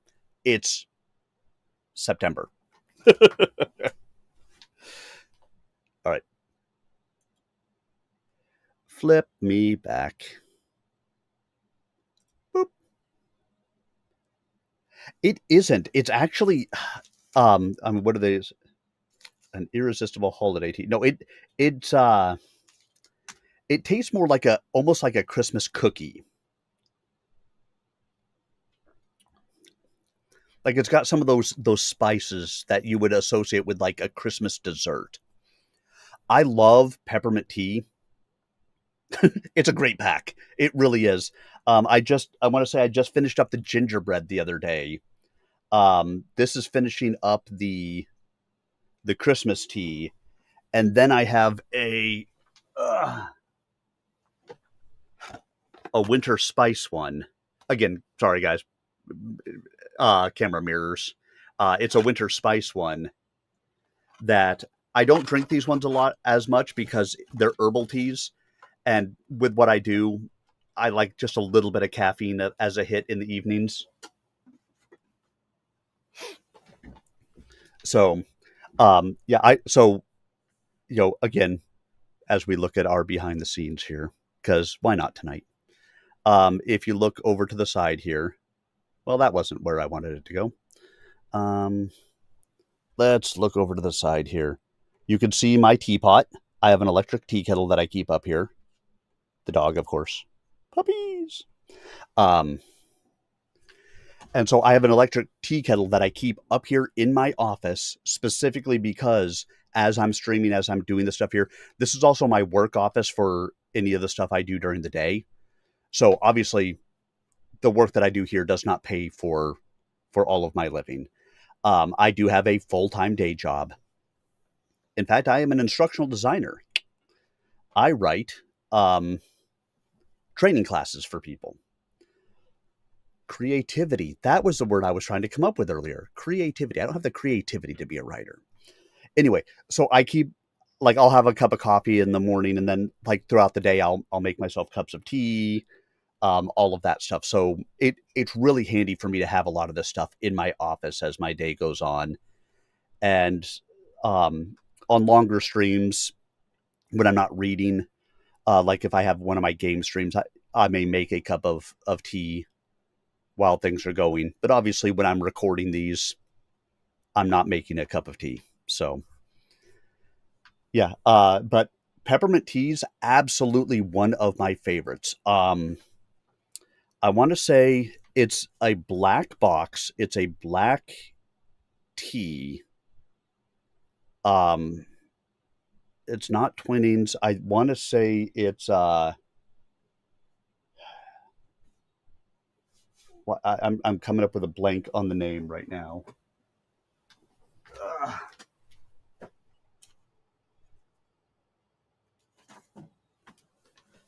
There we go. Bigelow. Bigelow. There's a Bigelow black tea that is a black tea. That's a peppermint tea. That is like one of my favorites.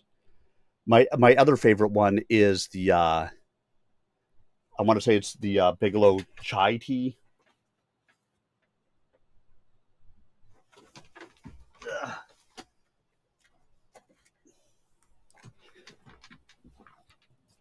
Yeah, the vanilla chai Bigelow tea.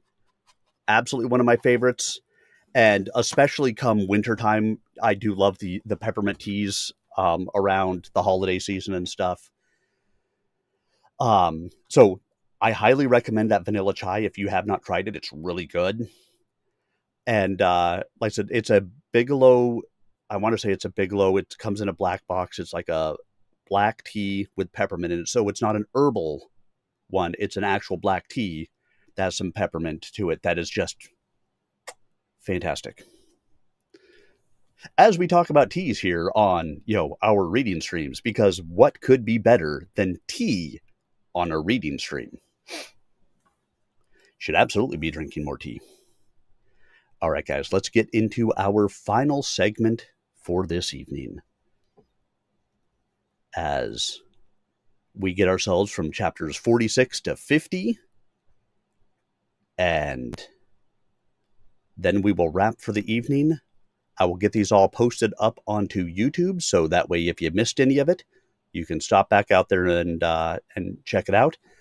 Please, if you guys would, make sure that you share that these are out there for people. youtube.com/@SirArminius. Share it out there because the wider my reach, yes, the Christmas tea is Twinnings. The wider the reach of my YouTube channel, the wider the reach of my Twitch stream, the live streams and stuff like that, the more people I can reach for newer authors and to spread the word and to get good books out there for everybody. So as you do it, if you're liking the tweets, join general. I see you doing it. Thank you.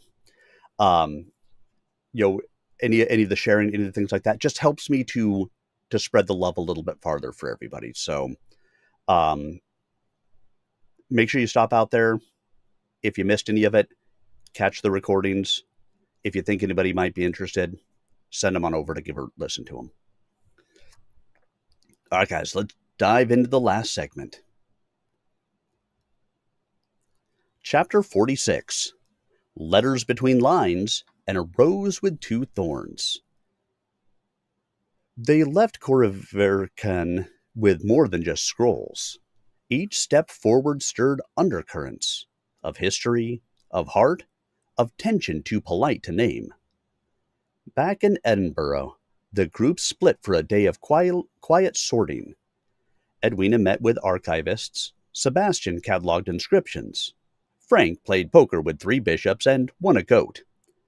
Lady Elizabeth, meanwhile, received 2 letters.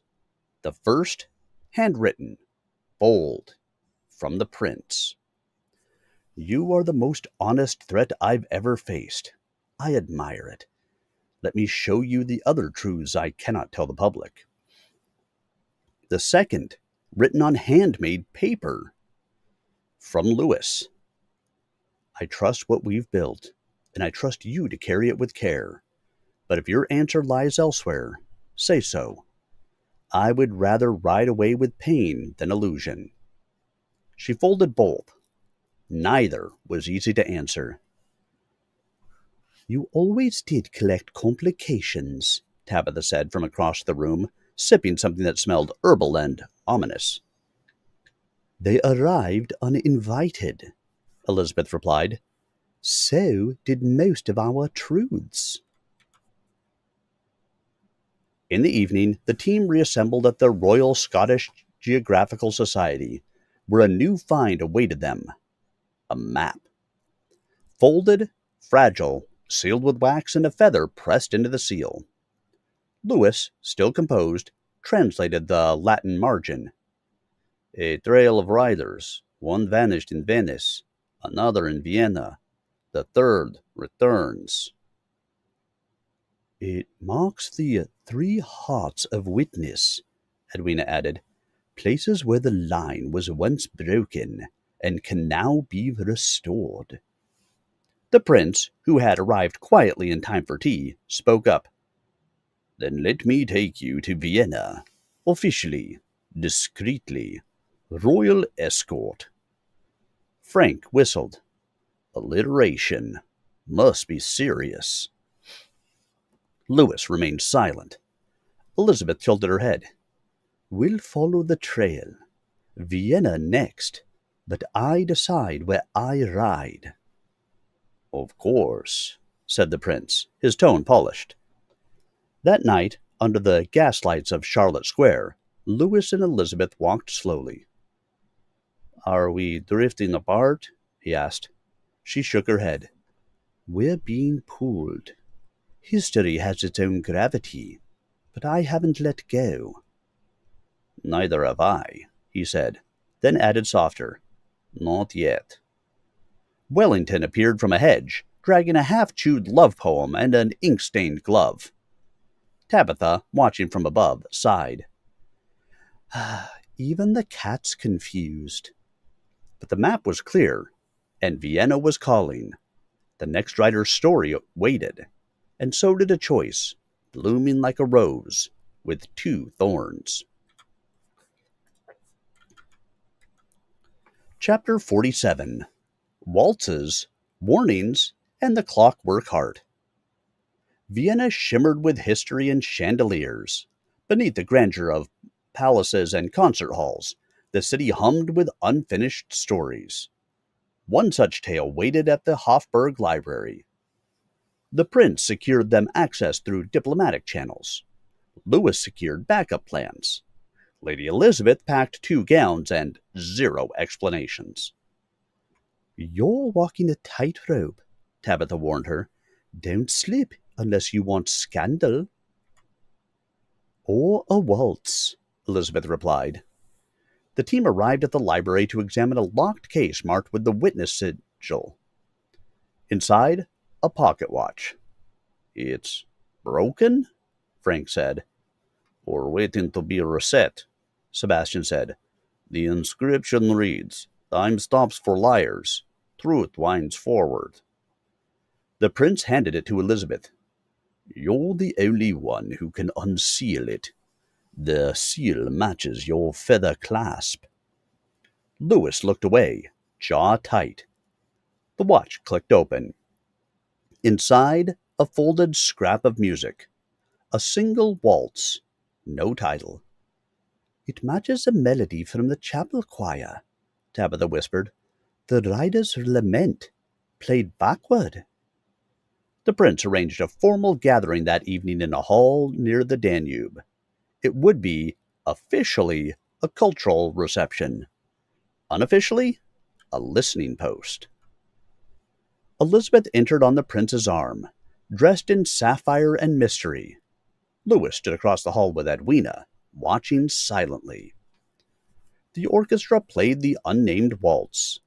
As the prince led her across the floor, he murmured, "Let them see what legacy looks like when it's reborn." She smiled. "Legacy is earned, not worn." Between movements, they were approached by a masked woman who pressed a note into Elizabeth's glove. "Beware the ticking heart. What winds may also explode." Lewis intercepted her at the corner of the hall. "He is using you." "And you're letting me be used, aren't you?" she said, breathless. "Because you won't stop me." He paused, then finally, "Because I trust you, even now." Their hands touched. Just once. Just enough. Outside, Wellington perched on the windowsill, watching lightning roll in from the west. Edwina examined the watch later that night. "The spring inside is fused with ink, memory ink.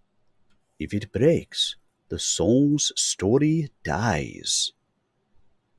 "So the waltz is a code, a key, and a trap," Sebastian said. Thunder neighed sharply. "There's our warning," Frank said. "We're dancing on a fuse."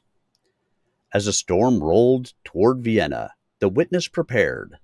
The heart had been wound, and someone was ready to let it tick its last. Chapter 48. Fire in the Museum and Secrets Beneath the Score. The next morning dawned gray and heavy. Vienna held its breath. Lewis and Sebastian took the pocket watch to the clockwork conservatory at the Vienna Museum of Mechanical Time, searching for insight into the spring fused with memory ink. "We'll need to replicate the song's resonance," Sebastian said, pointing to a brass phonograph. Meanwhile, Lady Elizabeth and the prince met with a royal historian rumored to have catalogued black mare sightings across Austro-Hungarian battlefields. "She was seen before every border collapse," the historian said, "which is why she was arrested." Elizabeth accepted the files with a nod, but her thoughts wandered toward a conversation left unfinished. Lewis's words, "I trust you, even now." Edwina and Tabitha returned to the map discovered in Edinburgh, now clearly marked with the music's tempo. Not directions, but timing sequences. Frank quietly rerouted security teams. By afternoon, the team reconvened in the museum's main exhibition hall. Turn-of-the-century clocks ticking in eerie harmony. They placed the watch into a specially calibrated echo chamber. Wellington yawned from a velvet bench. The waltz played. The ink reacted. A hidden phrase appeared on the inner cover. To silence a writer, break the rhythm. To preserve her, play it backward through fire. Tabitha muttered, "That sounds awfully specific." Then the lights flickered. A fire alarm shrieked. Smoke began to pour from the ventilation shafts. "Sabotage," Frank growled, shielding the scrolls. Lewis grabbed the watch. "We can't let it burn. It holds the original code." The prince rushed to Elizabeth's side. "Come with me. I've secured transport."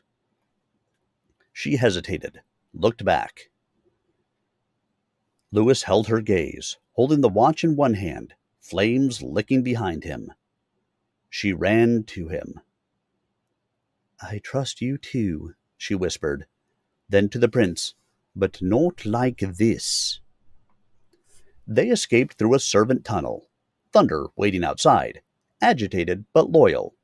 The museum burned behind them.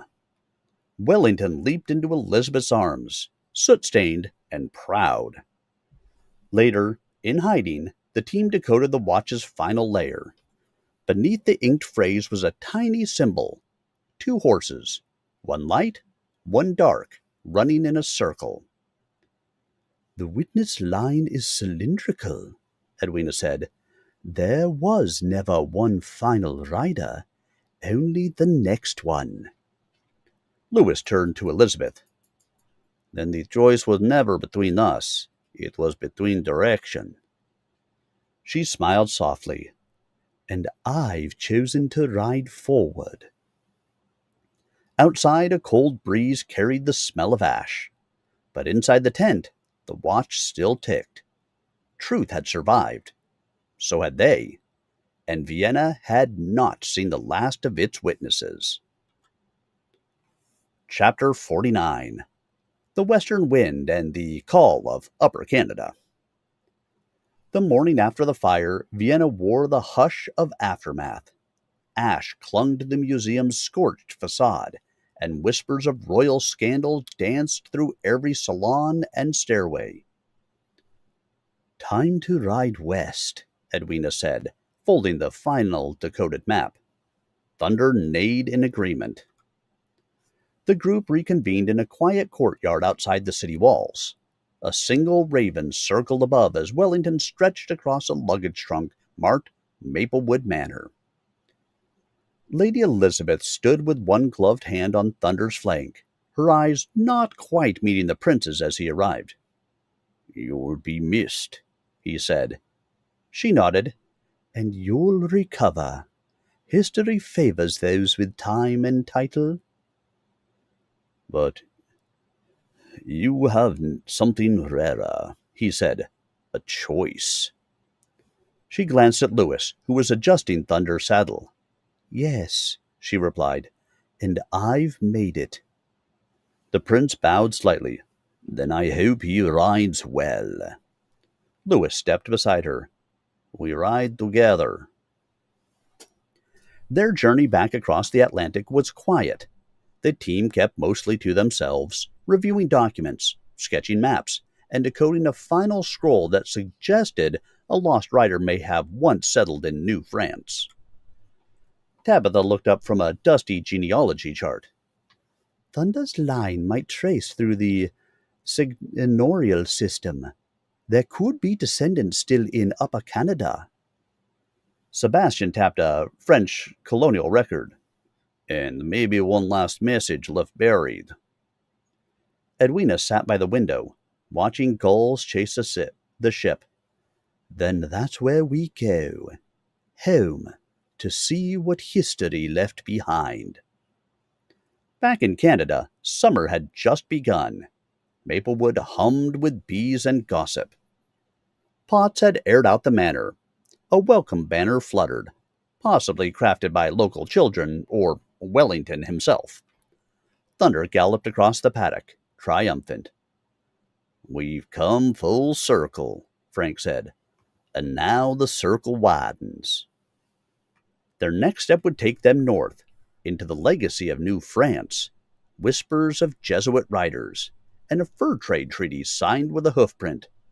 But, for a few days, they rested. Lewis and Lady Elizabeth walked the orchard trail each morning. No letters, no politics, just time. "We've crossed countries," she said one morning, "faced fire and crowns. What do we do next?" He smiled. "Ride until we find the truth again." She slipped her hand into his. Edwina watched from the veranda, sipping tea with Wellington. "Let's give them one last ride before winter," she said. Wellington purred.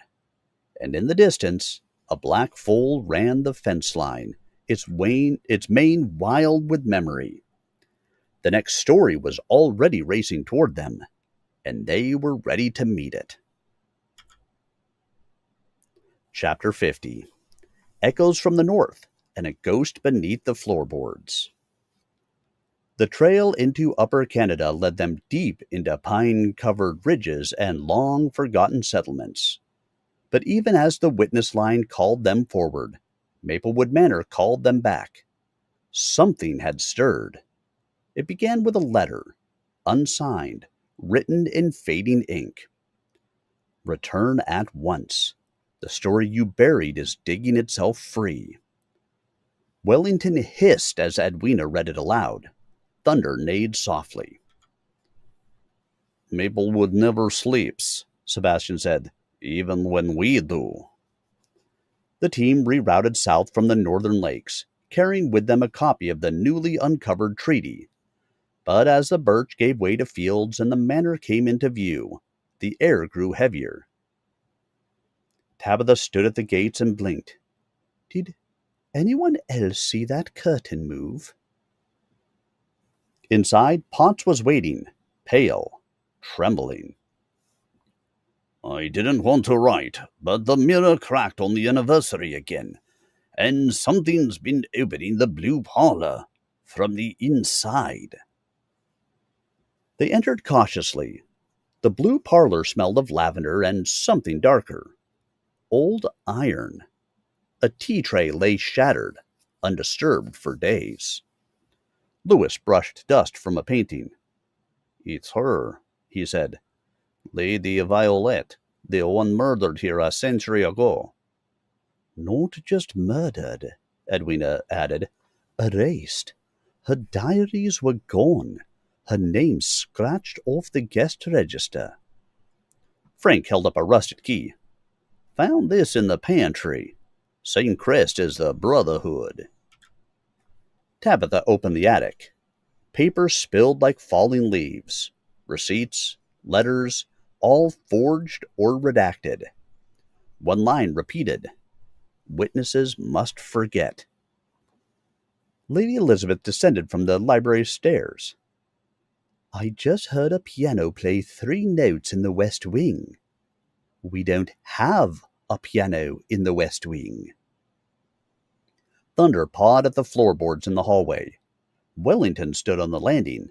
Fur bristled, eyes fixed on something unseen. That night, they lit the fireplaces and unpacked the old case files. Sebastian mapped the murder timeline. She was killed the night the original Thunder disappeared. Edwina turned over a pressed flower, dry as parchment. She was the first Canadian rider. They silenced her. Tabitha whispered, She's not angry. She's waiting. Lewis placed the twin horse seal near the hearth. The flames flared blue. A voice echoed, faint but clear. I rode when they wouldn't. I watched when they turned away. Now, remember me. The next morning, a letter appeared on the front step. No one had delivered it. No footprints in the frost. Inside, the rider buried at Maplewood must be named again. Only then will the truth stop knocking. Wellington placed a paw on the page. So we dig, Edwina said. Not for treasure, for justice. Lady Elizabeth nodded. The manor never forgets, and neither will we. They gathered tools, not of force, but of remembrance. Thunder stood at the door. The story wasn't done. Maplewood still had secrets left to tell. And that is where we will break off for this evening. That seems like a good stopping point. Ghosts have returned. They must solve the mystery of Maplewood.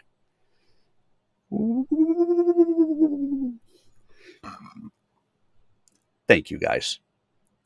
The greatest gift that you can give is a gift of your time. And I appreciate that you guys gave me the gift of yours this evening. Whether it was for 5 minutes or for the full 2 hours and 15 minutes. Thanks so much for being here with me. I love doing these storytime streams, and I hope you guys are enjoying them as much as I am.